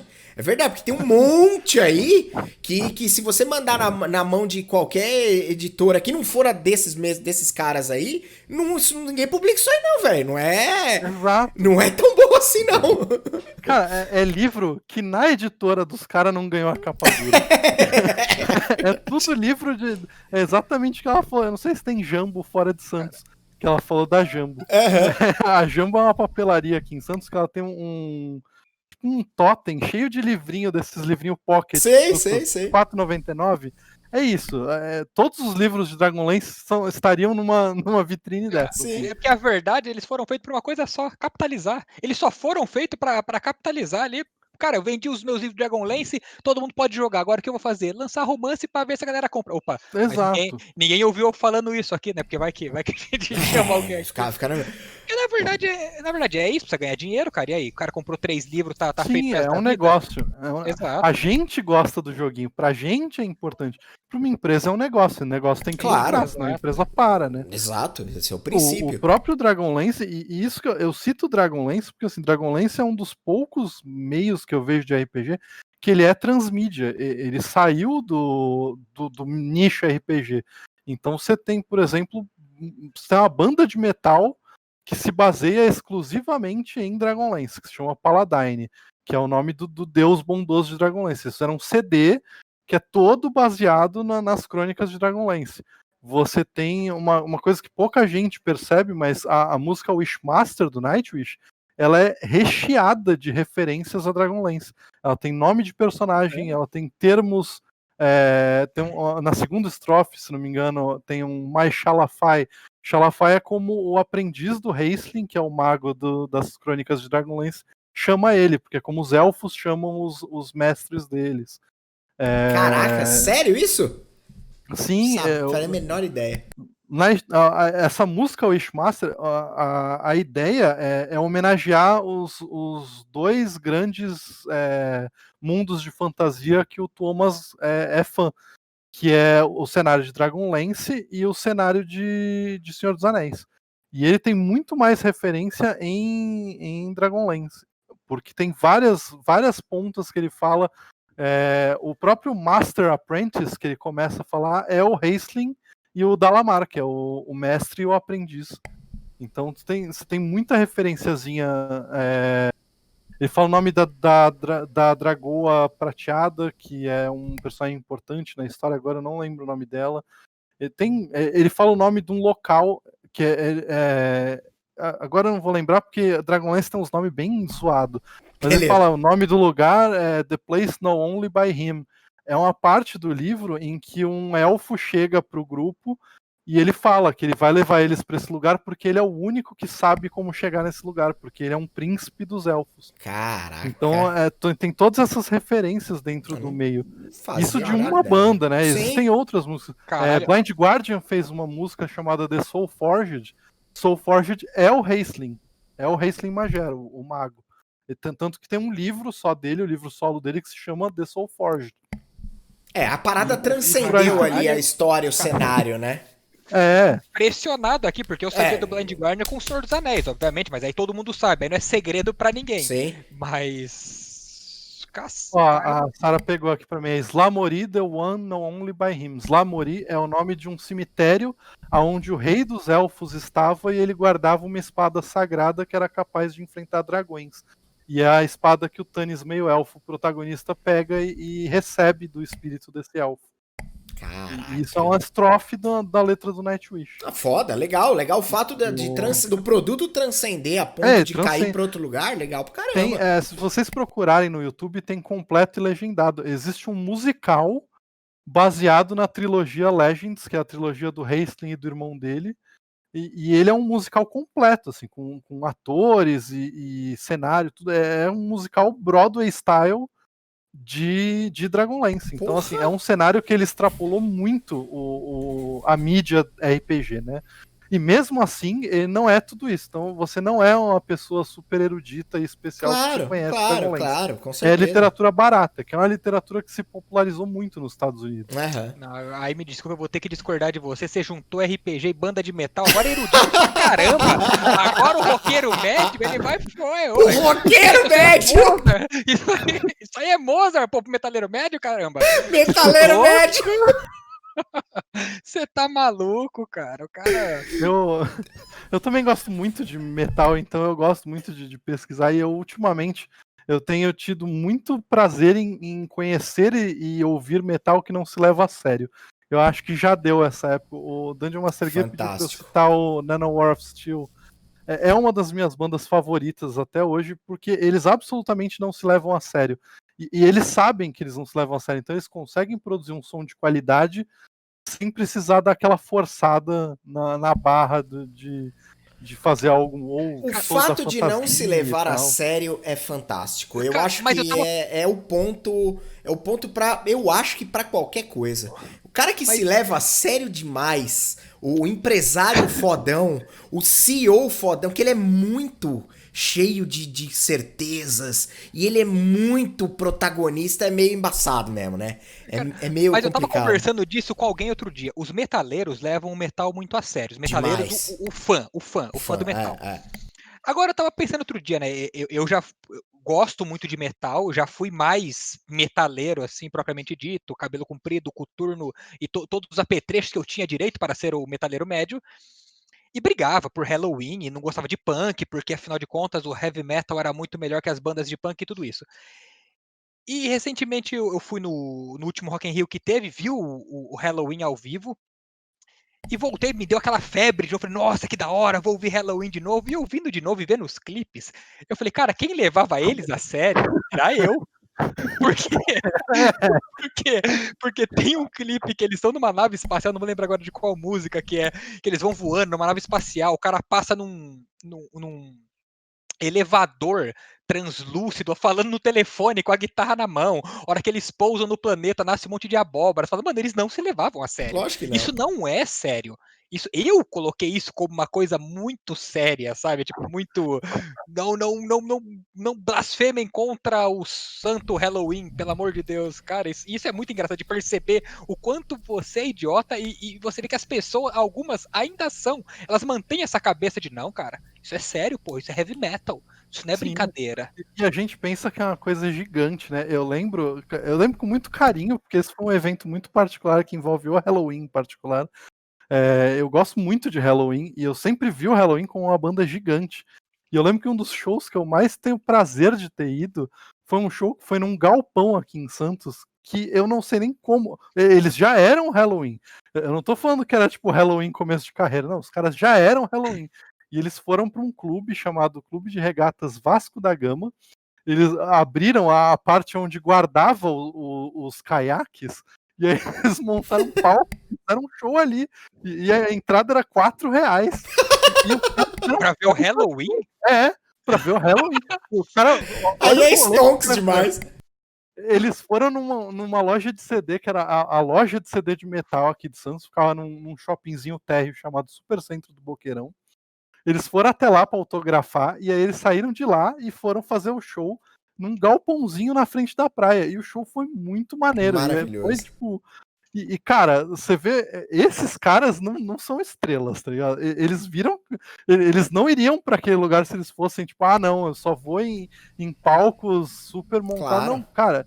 E os caras não eram, tipo, não, é uma bandinha nova que tá começando. Eles já eram Halloween. Já tinha uma história, né? Era, tipo, passado dos anos 2000. Os caras já eram grandes, tá ligado? Mas essas histórias são muito legais, cara. Eu fui também num show em São Paulo de uma banda, aí sim, bem menor, obviamente, que Halloween, mas que as pessoas levam a sério, pelo menos as que estavam na van comigo, que é o 69 Eyes. Mas as pessoas não conhecem, uma banda finlandesa que eles se chamam de The Helsinki Vampires. É uma banda de Helsinki, uma banda finlandesa, que eles falam que eles são vampiros, e eles tocam um glam gothic rock. Eu acho que esse é o termo da banda, e eu fui no show. Eu, o Alex e o Yuri. O Alex teve aqui nosso primeiro Nunca Fui Popular. Foi. E Yuri, um amigo nosso, particular. E a gente foi na van, eu e o Alex, cantando Chitãozinho Chororó. A galera tava de pelo arrepiado de ouvir a gente brincando daquela forma, de uma van séria com todos os góticos de Campinas indo para São Paulo ver a banda de vampiros. Os caras falam que eles são os vampiros de Helsinki. Bicho, é muito louco. Eu gosto dessa galera real, assim. Uma das minhas bandas favoritas é o Powerwolf, porque os caras levam mó a sério que eles são lobisomens. Eles são tipo lobisomens vampiros da região de Valáquia. É um negócio muito louco. Eu acho muito maneiro esse tipo de banda. É que nem eu não sei se vocês conhecem a Wind Rose. É uma banda de power metal italiana. A Itália tá salvando o metal mundial, assim. Eles têm o Nanowar of Steel, eles têm o Wind Rose. Eles só têm banda boa. E a Wind Rose é um grupo de anões. De anões mesmo. Eles vestem de armadura. E eles têm a música na qual eles cantam sobre Erebor. E eles fizeram um cover da música do Minecraft, da Dig Dig Hole. Cara, é fenomenal. É fenomenal. Eu recomendo vocês ouvirem. Maravilhoso, maravilhoso. Deixa eu voltar aqui pra... Alguém precisa fazer esse trabalho aqui, ô Van Clay? Então deixa eu fazer... De Massacration? Não vamos passar por Não vamos entrar em Massacration. Peraí, a Diane pediu pra perguntar pra você qual a diferença entre furry e LARP, ou L-A-R-P, de lobisomem. Eu não sei nem do que se trata. LARP é o live action. Ele tá perguntando a diferença entre furries e live action de lobisomem. Eu vou te responder, a Diane. A diferença é que furries têm roupas melhores. O furry fica a fazer uma fursona. O live action de lobisomem, quando você entra em crinos, você faz este movimento. Eu vou me afastar para ver se a câmera pega. Mas basicamente você fica assim. E você fala como se você não estivesse fazendo assim, isso não fosse ridículo.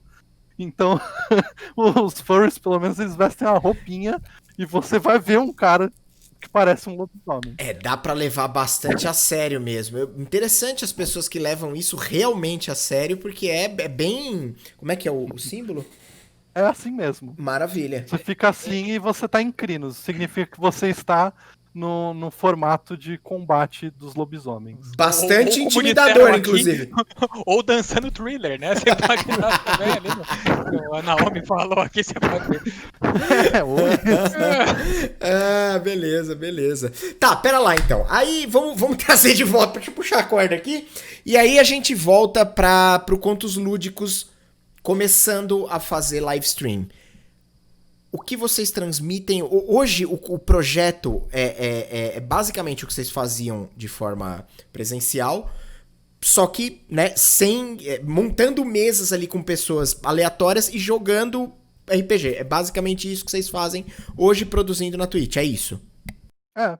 A gente pegou os próprios membros do projeto e pessoas próximas, porque é difícil você fazer um projeto como o Contos Lúdicos era físico no online, porque você depende de equipamento, de câmera, e a gente não quer ser excludente com nenhum tipo de pessoa que tenha interesse. A gente prefere fazer demonstrações enquanto a gente ainda está nesse movimento online e usar o canal do Contos Lúdicos como uma plataforma de divulgação do projeto.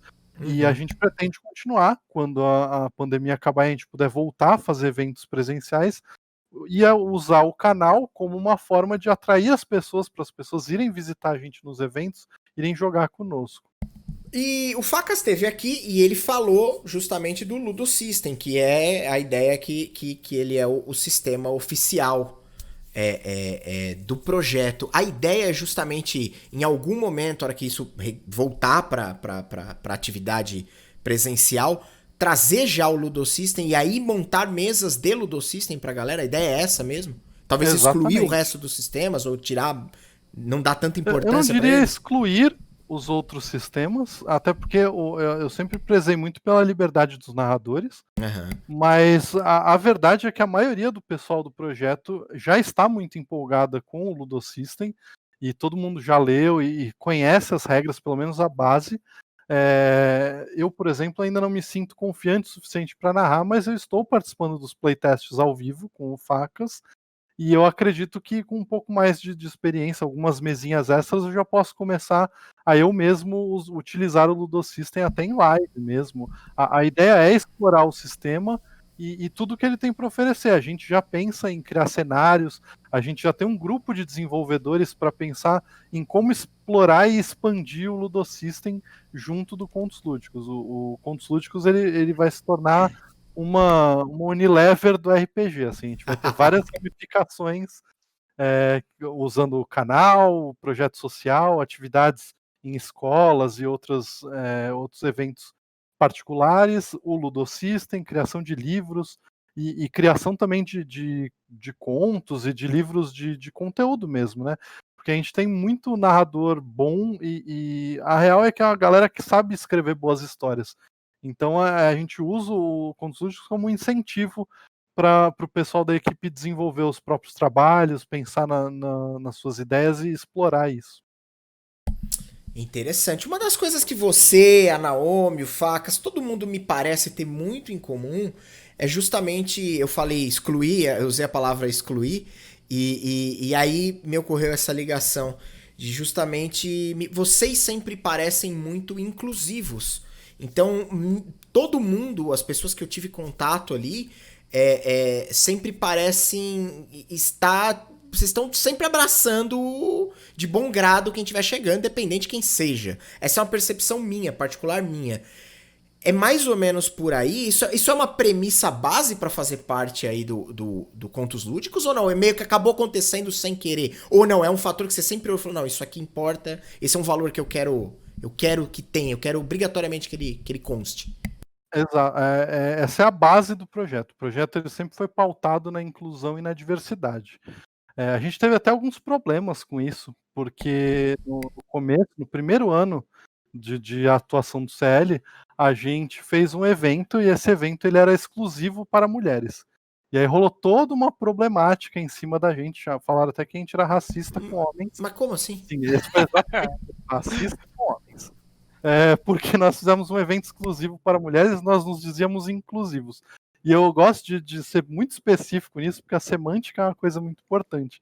E a galera, às vezes, confunde que inclusivo não é o oposto de exclusivo, ele é o oposto de excludente. Então, a nossa ideia é sempre explorar a diversidade. Então, criar espaços seguros. Então, se as minas ainda não se sentem seguras o suficiente de participar de uma mesa mista, a gente vai ter mesa só de mina. Isso é legal, hein?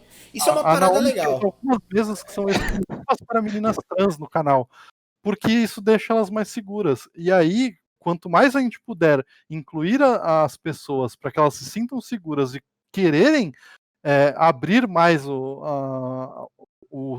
as limitações delas, né? De tipo, agora eu acho que eu consigo narrar uma mesa com uma galera que eu conheço, que eu confio, mas que é mais misto. Então, vamos fazendo. A ideia é sempre manter o espaço seguro, sempre que todas as pessoas que estão jogando se sintam confortáveis dentro do projeto. A Naomi até lembrou aqui, é verdade, segunda-feira que vem a gente vai ter a primeira mesa não binária no canal, ela vai ser exclusiva de pessoas não binárias, vai ser narrada por Tef, da Ordem do Dado. Quero trazer ele aqui. E é uma mesa exclusiva para pessoas não binárias. Você falou muita coisa importante, mas eu ainda tô chocado com o racista contra homens. Achei interessante, né? Eu sou da raça homem e agora você tá me excluindo. Eu achei, sei lá, bizarro pra caralho. A gente ouviu alguns absurdos já no meio desse caminho, nessa jornada. Ué, conta pra nós. Não, assim, é muita coisa de gente que não faz parte, sabe? A gente, como é um evento aberto, todos os eventos presenciais foram abertos, então a gente não tem como controlar muito. Então a gente, quando alguma pessoa age dessa forma, a gente pede para a pessoa se retirar, a gente não quer fazer parte desse tipo de contato, e a gente consegue controlar a situação. O CL ele sempre teve uma agenda muito bem definida, então talvez por isso a gente não tenha tido tantos problemas quanto outras pessoas aqui da Baixada tiveram em mesas e em outros grupos, projetos, esse tipo de coisa. A gente sempre teve muito bem a nossa agenda de diversidade, de inclusão, então a gente meio que afasta algumas pessoas. Mas como o Facas falou ali no chat, um evento aberto ele é um convite à aleatoriedade. A gente sempre está ali aberto para isso, né? Essa Sim. mesa que eu falei, a do racismo contra homem, a responsável pela Gibiteca virou para mim. Na época o grupo só tinha homens narradores. E aí a gente virou e falou: como que a gente vai fazer? Aí a Sara virou para mim e falou: pô, tem eu. Aí eu virei e falei: puta, é verdade também. Então, assim, você vê que a gente mesmo às vezes esquece. E aí a gente abriu eu conversei com a Sara, ela foi, narrou, foi super legal. E então, assim, a gente sempre tem que se policiar para isso, porque a gente mesmo esquece desse tipo de coisa. Então, eu sempre tento dar espaço e quero que cada vez mais as pessoas tenham espaço para narrar, para jogar, porque a gente vive num mundo assim, né? Eu sempre falei, quando eu comecei o CL, eu consegui 11 pessoas para participar do projeto. Tinha uma mulher, que era a Sara. Então, assim, foi muito fácil conseguir 10 caras. Hoje em dia, a gente tem no CL menos pessoas, algumas saíram, e agora a gente tem mais mulheres, a gente tem mais pessoas LGBTQIA+. Então, assim, eu acho importante a gente cada vez mais buscar a diversidade. E sabe, Álvaro, eu acho importante, concordo genuinamente com você, e acho importante a gente falar justamente sobre isso. O meu ponto aqui, quando eu tava falando pra você, fala um pouco, é pra gente se situar realmente, lógico, todo mundo sabe que isso acontece, muitas pessoas preferem virar o rosto e não ver, porque é mais fácil, é mais simples, você não precisa lidar, né, com nada dessas coisas, mas eu acho que é importante porque a comunidade, a galera do RPG, tipo assim, a gente faz parte, a gente que joga, que gosta, que acha legal, faz parte de um grupo pequeno, porque o RPG é um grupo pequeno, o grupo grande é o grupo de futebol, é o grupo de, sei lá, de qualquer outra coisa, mas o RPG é um grupo de poucas pessoas comparadas, assim, com as outras formas de diversão que se tem por aí, com os outros hobbies.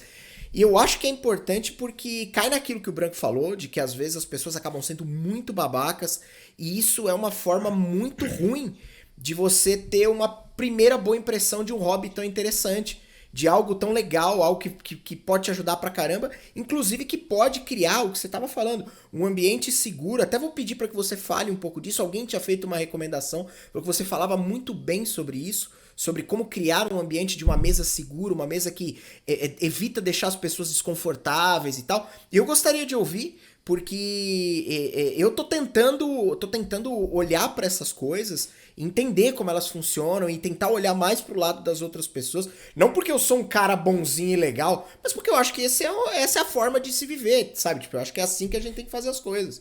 Então. É fazer o mínimo, né? Exato. Assim, eu tenho essa experiência, na verdade, ela foi um presente, basicamente, para mim, porque eu convivi muito com a parte profissional da Sara. A gente, quando ela começou o site, ela começou a escrever sobre cinema. Tinha gente que vinha falar comigo sobre pauta dela. Eu não trabalhava. Eu atualmente colaboro com o site, eu ajudo ela a fazer pauta, mas na época o site era só dela. Eu trabalhava no banco full time, só ela escrevia e os caras vinham e falavam comigo sobre o texto dela. E assim, isso só mudou porque teve uma vez que dos caras recebeu um e-mail da Warner elogiando o texto dela e pedindo pro cara falar com ela, que era para ela saber que tinha sido elogiada. Então, assim, precisou uma empresa desse porte chegar no cara, pro cara olhar e falar, não, ok, então você que é a profissional. Enquanto eu não escrevia nada, tá ligado? Eu não fazia nada, não fazia um texto, e os caras vinham, não, pô, porque tu manja pra caramba. Eu, não, cara, não manjo, quem manja é ela. Não, pô, pode falar. E isso é tipo, cara, não, tá ligado? Eu acho que, assim, a criação do espaço seguro, ela se dá a partir do momento que você dá um passo para trás. Eu podia ser o cara salvador, o homem branco salvador aqui. Eu podia narrar todas as mesas do CL, montar uma mesa só com mina e falar, essa é a mesa só de mina do CL, com o Álvaro. Entendeu? Eu poderia virar e falar, eu vou narrar uma mesa só de pessoas não binárias, vai ser a mesa de pessoas não binárias do CL com o Álvaro. Eu não sou não binário. Então, assim, como que eu tô criando um espaço seguro? Como que eu tô dando liberdade para essa pessoa se expressar, se essa pessoa depende da minha existência para isso? Então, por isso o CL, ele sempre foi uma comunidade, porque ele é sobre dar voz, ele é sobre dar espaço. Então, assim, é uma mesa de pessoas não binárias que vai acontecer na segunda, então é Tef que vai narrar, porque Tef é uma pessoa não binária. Então, se não fosse, se ele não quisesse fazer, não ia ter, porque nós não temos uma pessoa não binária para iniciar uma mesa. Então, assim, a gente precisa criar os espaços, precisa fazer com que essas pessoas se sintam confortáveis o suficiente de aparecer, de existir, porque elas têm o direito de existir, elas merecem existir tanto quanto a gente. Claro, e aí, depois, a gente vai começar a incluir o todo nesse conceito, entendeu? Desculpa, então, você usou o pronome elo, que se diz? Elo. Isso? Alguém me corrigiu no chat, eu não tinha esse conhecimento, perdão, mas foi a Jane, se eu não me engano, que também é não binária e também usa os pronomes elo, delo. Show. Eu, por exemplo, sou uma pessoa que eu ainda tenho, como é tudo muito novo, né, eu ainda tenho algumas dificuldades em utilizar os pronomes novos. Então, o que eu tento fazer, e é uma coisa que eu acho que eu percebi que muita gente não binária se satisfaz com esse tipo de tentativa, eu tento usar o máximo possível a ausência de pronome. Então, pessoa, qualquer coisa que não exija um pronome na fala, já ajuda. Não, eu agora que você faz todo sentido o que você está falando, e é mais ou menos como você, quando às vezes você não lembra de uma palavra, você usa um sinônimo para evitar ficar entrando na dúvida, né? E é verdade, basicamente associação. Você tá a vida inteira usando ele, ela, e aí aparece uma novidade, até você assimilar e começar a aplicar é algo que leva algum tempo. Imagino que seja normal. Mas, desculpa te interromper, porque como Elo me corrigiu, então eu fiquei com a ideia na cabeça. Perdão, pode continuar. O que você tava falando sobre o ambiente seguro. Então, é isso, tornar para essas pessoas o espaço mais seguro. Então, assim, é uma mesa só de menina que vai acontecer no CL, então é só mina que vai ter, não é mina eu Álvaro. Pode crer, faz sentido. Não é mina eu Facas. A gente tem as mesas que são mistas. Então, assim, se eu quero narrar uma mesa, eu não vou, eu sou um cara que eu sou um homem e eu sou branco. Então, assim, eu não vou virar e falar, não, eu vou fazer uma mesa e ela vai ser uma mesa de representatividade negra. Não, cara, eu vou fazer uma mesa e eu posso convidar pessoas de outras minorias para fazerem parte da mesa, e isso é super legal e isso inclui, mas eu não estou fazendo uma mesa representativa, eu estou trazendo representatividade para uma mesa mista. Uhum. Quando você cria o espaço seguro, você permite que essa pessoa possa fazer uma mesa livre com as pessoas com quem ela se sente mais confortável. Não, faz todo sentido. E quando vocês fazem, quando vocês jogam, sei lá, nas mesas mistas, por exemplo, você tem um cuidado especial em colocar, imagino, em colocar as pessoas ali, escolher os jogadores, escolher as pessoas que estão envolvidas e como organizar isso de uma maneira a ficar... ter uma naturalidade, o jogo rolar e todo mundo realmente... Por exemplo, vou dar um exemplo bobo. Tem 2 garotas jogando, 2 garotos jogando e você narrando. Um exemplo qualquer, genérico, total. Como identificar, como chegar e falar, sei lá, uma sessão zero onde você vai abordar de repente coisas como tipo, puta, galera, tem alguma coisa aí que de repente vocês não curtam, que não seja legal abordar, que pode ter alguma sensibilidade? Como ter esse diálogo? Como montar como construir essa base, dar liberdade para as pessoas de repente falar, chegar em você e falar, Álvaro, não curti aquela cena, mexeu comigo, não foi legal. Tipo, como tentar criar esse ambiente à vontade? Isso é uma coisa que eu acho importante. Sempre que eu começo uma campanha, eu chamo todos os jogadores, eu falo a respeito disso, eu peço se alguém tiver algum problema com qualquer tipo de narrativa, eu tento evitar narrativas que possam ser muito pesadas, até porque algumas eu acho que são exageros narrativos que não servem para nada, como é o caso, por exemplo, de narrativas que envolvem estupro. Eu acho que isso não acrescenta em nada, Perfeito. nem na ficção mesmo, e você cria uma situação ruim só para tentar causar um shock factor, né, um fator de choque que você pode conseguir de Com outra forma, claro. muito mais qualidade. Então eu sempre chego, eu explico que eu tenho limites, que eu não ultrapasso, e eu peço para que as pessoas, se tiverem qualquer tipo de limite, me falem. Além disso, eu adotei do próprio Wagner uma palavra de segurança. Então, se eu estiver narrando algo, isso eu sempre falo no começo das campanhas, se eu estiver narrando algo que desagrade a pessoa pode virar e falar GURPS, eu vou entender imediatamente que eu preciso parar o que eu estou narrando e mudar de cena, mudar para outra pessoa e tal. Fantástico. Então, eu acho que é uma forma de conseguir adaptar esse tipo de coisa. Em mesas streamadas é mais fácil porque a gente chama, a gente convida as pessoas, então você pode ter um diálogo maior. Claro, claro. Não, você tem razão, total. A Naomi falou ali em cima. Peraí que o chat andou. Pô, mas isso aí tem que ser em qualquer mesa, não só uma mesa mista que tenha duas mesas. Claro, exato. É que eu fui tentar exemplificar alguma coisa e aí eu coloquei uma mesa mista, mas obviamente isso cabe pra qualquer pessoa, né? Independente. Gatilho, né? Sei lá, qualquer coisa que possa gerar sensibilidade. É porque tem vezes que talvez até as coisas, a forma que você, instintivamente, a forma que você descreve coisas, talvez possa gerar alguma sensibilidade pra alguma pessoa. E a ideia não é gerar uma experiência ruim, nem gerar uma experiência que não seja satisfatória. Mas esse lance da palavra, eu nunca tinha pensado nisso, mas faz todo sentido o que você tá falando. Porque é verdade, porque fica um negócio meio, peraí, pisa no freio, sem de forma explícita ter que falar, não, cara, isso não, sabe? Tipo que talvez, puta, deu um choque do outro lado, né? Cara, sim. Em eventos, né, no presencial é mais difícil de controlar. Eu criei algumas técnicas, a Sarah até lembrou aqui no chat, a primeira vez quem usou foi o Yellow, que narra Tormenta lá no canal. Que assim, a gente não coloca, a gente não usa nenhum tipo de machismo em mesa. Até porque, na minha visão, por mais focado na realidade que seja um cenário, você está narrando uma cena de mentirinha, um jogo de faz de conta. Então não há motivo para a ficção ser tão pesada nesse tipo de questão. Então eu não coloco personagens femininas em questão de submissão e eu não permito que jogadores meus ofendam NPCs, mesmo vilãos. Então, por exemplo, a primeira aventura que a gente narrou era uma Adventure League, então ela é uma aventura pronta e ela tem uma maga. E aí, quando eu fiz o playtest, um dos jogadores xingou ela. E aí, quando ele xingou ela, eu falei, beleza, você tomou uma Fireball. Ele, como assim? Eu falei, é o seguinte, cada vez que vocês ofenderem ela de uma forma que seja machista, ela vai subir 2 círculos de magia. Então vocês que sabem, porque mais 2 ela tá soltando desejo.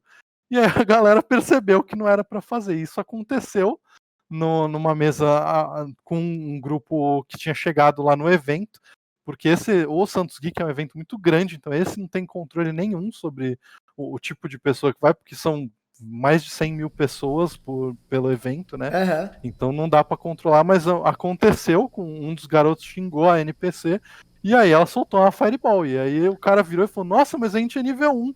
Aí ele virou e falou, mas ela não é mais porque você falou tal palavra, então se você continuar fazendo isso, ela vai continuar evoluindo.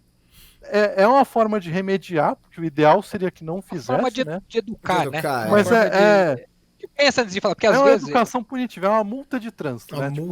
O cara isso. não vai sentir se ele não sentir fisicamente. Pensa antes de falar, existem vários outros xingamentos que você pode usar e que não é de forma alguma sexista. Sei lá. Mas está conversando sobre isso e eu acabei de pensar em duas coisas, né? De incluir todo mundo. Eu jogo RPG, acho que tá fazendo as contas aqui, é mais ou menos, para caguetar na idade, é uns 20 anos. Eu tenho começado com 14, com 34, e ano passado, finalzinho de ano passado, em dezembro do ano passado, foi a primeira vez que eu joguei RPG com uma mulher mestrando. Até então eu já tinha jogado poucas vezes, joguei poucas vezes com mulheres na mesa. E em dezembro a Mariana já existe, que tá no chat, tava, pelo menos, não sei se ainda tá, mestrou uma aventura pra gente, e eu falei, foi a primeira vez que eu jogo com uma mulher mestrando. Eu nunca tinha. E até conversar com a Naomi deu um puxão de orelha, abre aspas, que é um puxão de orelha no bom sentido na gente, que falou, cara, quando você é inclusivo, você tem que pensar a respeito, é por que ninguém, sei lá, de outra cor ou mulheres não jogam com vocês? Por quê? Vocês não conhecem muitas pessoas assim, por que ninguém joga com vocês? O problema tá em vocês, o problema tá no meio, o problema tá na forma como vocês abordam as coisas, enfim. E eu parei para pensar nisso, de fato, eu tinha chegado a essa conclusão, e eu joguei a primeira vez com a Mariana e foi sensacional. Foi uma puta de uma aventura que eu me diverti demais, assim, o Enzo agradece. E outra coisa que eu tava pensando é, agora na mesa do Diego, agora na Zenith War Beast, que agora trocou de nome, é os Peregrinos do Tempo, eu troquei de personagem e eu tô fazendo uma mulher. Eu tô fazendo uma paladina e eu fui buscar a imagem de referência, porque eu gosto de trabalhar com imagem de referência, porque é mais, eu acho, mais palatável, mais interessante. E, cara, procurar uma paladina de full plate mulher sem que ela esteja usando decotes extremamente sensuais É difícil, hein? e uma difícil, botinha de muito cinta difícil ainda. liga, você acha, e você para assim, cara, o porquê que ela estaria preocupada em realçar as suas curvas ali e colocar Sendo que ela é uma paladina. Sendo que ela é uma paladina, eu tô indo pra guerra. Eu tô indo pra guerra. Por que eu quero mostrar alguma parte? Eu quero esconder meu corpo, que ninguém me acerte. Isso é uma coisa que as minas ainda sofrem muito, assim. Há um tempo atrás, eu e a Sarah, a gente foi chamado para uma mesa de piratas, e aí o cara começou a me falar todas as possibilidades que eu teria, e aí ele virou para ela e falou, se você quiser, né, nesse mundo, as prostitutas andam com os piratas. E você, tipo, caralho, você tá narrando a mesa de pirata, por que ela não pode ser uma pirata também? Porque qual é a dificuldade em aceitar o fato de que talvez uma mulher seja tão boa usando um bacamarte e uma espada quanto um cara? Não, ela tem que ser a prostituta que acompanha o pirata. Esse é o tipo de coisa que muita mina ainda passa, e isso é uma coisa que até hoje ainda vem. É difícil achar conteúdo, é difícil achar material de referência. É verdade. Nesse ponto, assim, existem algumas coisas que são muito datadas, né, de romances do próprio D&D, mas assim, a Naomi falou agora, por exemplo, por que o Álvaro não pode ser uma prostituta? Exato, e se eu quisesse ser? Sim. Porque tem um romance, e ele tem vários problemas com machismo, na minha visão, que é uma trilogia clássica do D&D, que é a trilogia do Avatar, eu não sei se vocês já leram. Ela conta, ela foi uma forma dentro do conceito do cenário de Forgotten Realms de explicar as mudanças de regra do D&D primeira edição para o segunda, porque mudou as regras de clérigo, mudou as regras de mago, e aí eles fazem um evento catastrófico no cenário de Forgotten Realms que altera as regras da magia. E o personagem clérigo que começa, ele é um clérigo de Sune, ele é um clérigo da deusa da beleza. E ele basicamente é um Michê. Ele é um garoto de programa que ele troca os serviços dele por informação. Então por isso que ele consegue compreender muita coisa. Aliás, apesar dos problemas, eu tenho muitos problemas com todos os personagens desse livro, menos com ele. Porque ele tem um baita arco. Durante a trilogia ele perde a fé em Sune. E aí ele para mim, ele é a melhor descrição de um clérigo perdendo a fé. Então, se algum jogador uma vez já fez alguma coisa que perdeu os poderes, eu recomendo a leitura dessa trilogia para entender como é de fato um clérigo que perde a sua fé. Que é um negócio muito alienígena e é muito legal. Mas assim, a ideia dele é essa, ele é um garoto de programa.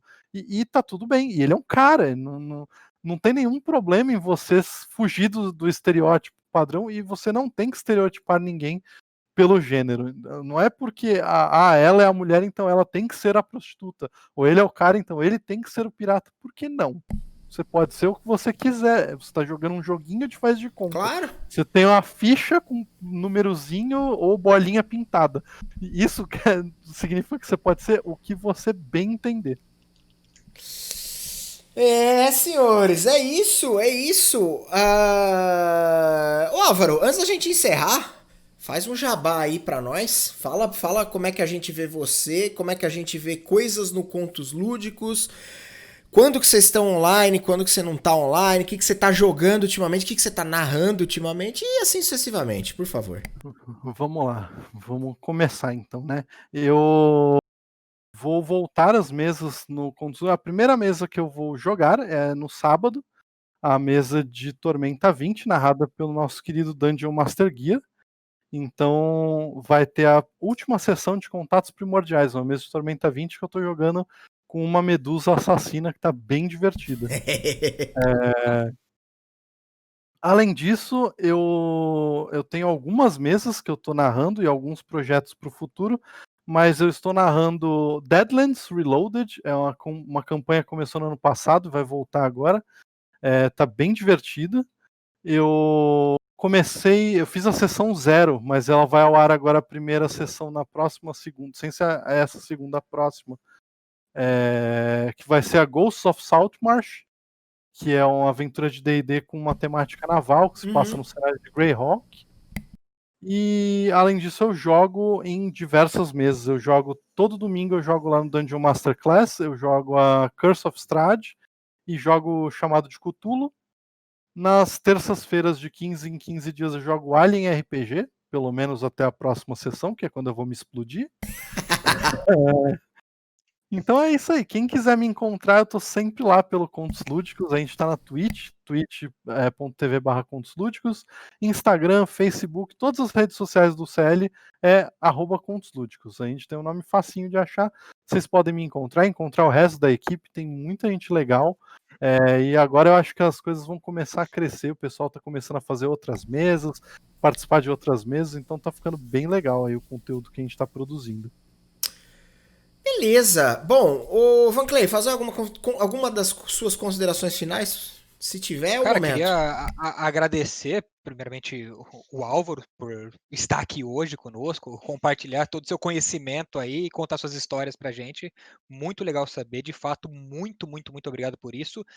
E também agradecer ao Contos Lúdicos em si, porque, eles estão todos aqui no chat, imagino, ou parte deles, ou todos eles, eu não sei exatamente, mas estão aqui no chat conosco, e também pelo trabalho que vocês fazem, cara, que é super importante. É um trabalho, assim, além de ser o que eu gosto, RPG, o que me diverte, vocês fazem isso de uma forma social, de uma forma importante, e a gente precisa cada vez mais disso. Vocês elevam o nível do RPG nacional e eu queria parabenizá-los por isso.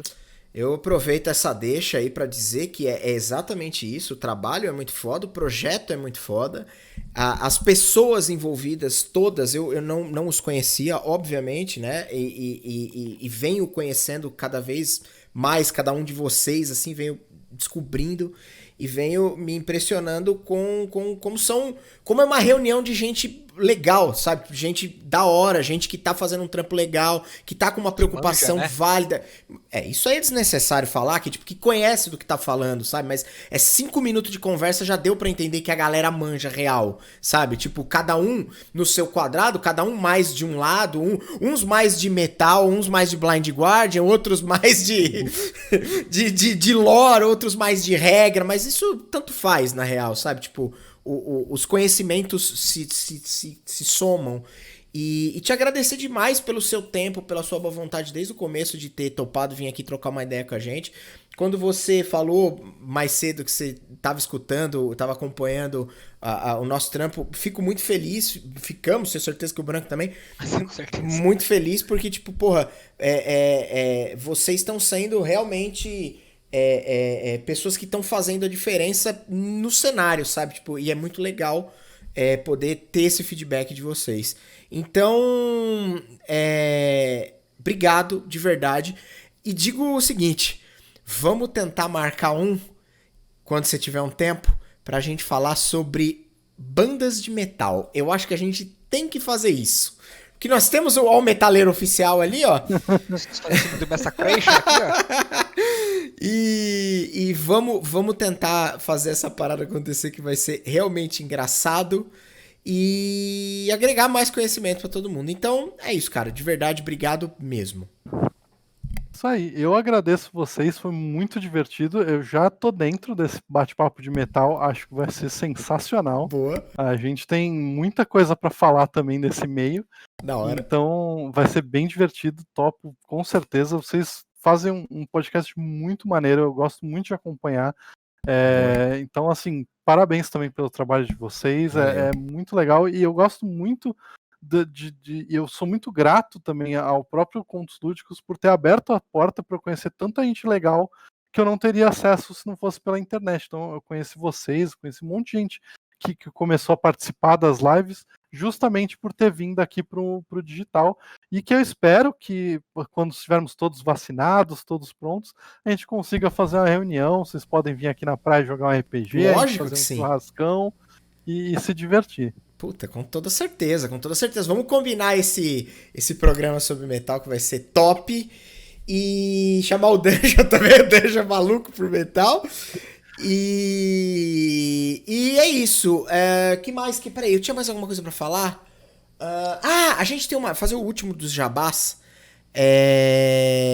Boa! A Naomi deu uma boa ali, ó. Deu uma boa ideia. Fazer um NFP com toda a galera. A gente juntar todo mundo do Contos Lúdicos e a gente fazer um mesão pra nós falar groselha em grupo. Então aí a gente junta todo mundo legal, aí. Aí vai ser falando muito, mas falando merda. Esse vai ser o tema do. É isso. Todo mundo liberado pra falar. Todo mundo liberado pra falar o que quiser. É isso. Aí vocês vão ter a sensação real de como é o postinho. Porque o postinho era isso. Era todo mundo junto, todo mundo falando e o negócio flui. É bem legal. Da hora, boa, vamos fazer isso. E o último convite, deixar aqui. Vamos ver mais um convite pra você, além do podcast que você já topou, já anotei aqui que você já topou. É o seguinte, a gente tem uma mesa aqui, sextas-feiras, que é o Michael Malloy, que é um guerreiro itinerante com a ideia, com a premissa básica de que ele tem transtorno dissociativo de identidade. Então toda sexta-feira ele perde a memória e aí toda sexta-feira vem um cara novo interpretar a maluquice que for. Inclusive a Naomi teve aqui jogando ele e ela acabou com o meu jogo. Porque ela acabou com o Malloy. Ela teve a audácia de interpretar um Michael Malloy que ele sabia, ele tinha noção que ele era um personagem de um jogo chamado Dungeons & Dragons sendo transmitido em uma live stream. E aí o jogo acabou de uma forma bizarríssima, tipo, ele derrotou o último boss num concurso de piadas. Com direito a Silvio Santos e o cacete A4. E aí foi uma puta loucura, mas foi animal de da hora. Muito bom. E ele lia o chat, é verdade, ele lia o chat, foi muito louco. Enfim, deixar o convite aberto aqui. Quando você tiver um tempo, você vem aqui fazer uma brincadeira com a gente, que será uma honra. Com certeza. Vamos combinar direitinho. Vamos participar, que eu acho que tem bastante coisa legal pra gente fazer esse ano. Então, começando agora, é isso. Ainda tem bastante oportunidade pra gente fazer coisa boa aqui na Twitch. É isso. Beleza, senhores. Vamos lá pro Contos Lúdicos. Não sei se vocês conhecem, é um canal aí na Twitch. Que a Naomi tá jogando o GTA dos Simpsons. Eu tô vendo ela no outro monitor ali. Ela tá super entretida. Cara, deve ser muito louco. Mas enfim... Obrigado a todo mundo que apareceu, todo mundo que deixou um follow. Se eu não conseguir agradecer na hora, pra não interromper o flow do bate-papo, me desculpem, mas muito obrigado. Fala, ô Branco, o que você ia falar? Não, só ia falar que o Álvaro tá aqui, ele disse que todo RPGista torce pro Saints, então se estão todos aqui no chat, seremos campeões do Super Bowl esse ano, pelo amor de Deus. Vamos fazer uma live acompanhando os playoffs. É isso. Acredito, hein? Eu acredito, hein? O Saints esse ano tá só na fé, mas a gente vai chegar lá. Tem que ter fé. Beleza, senhores. Um beijo pra quem fica. Tchau.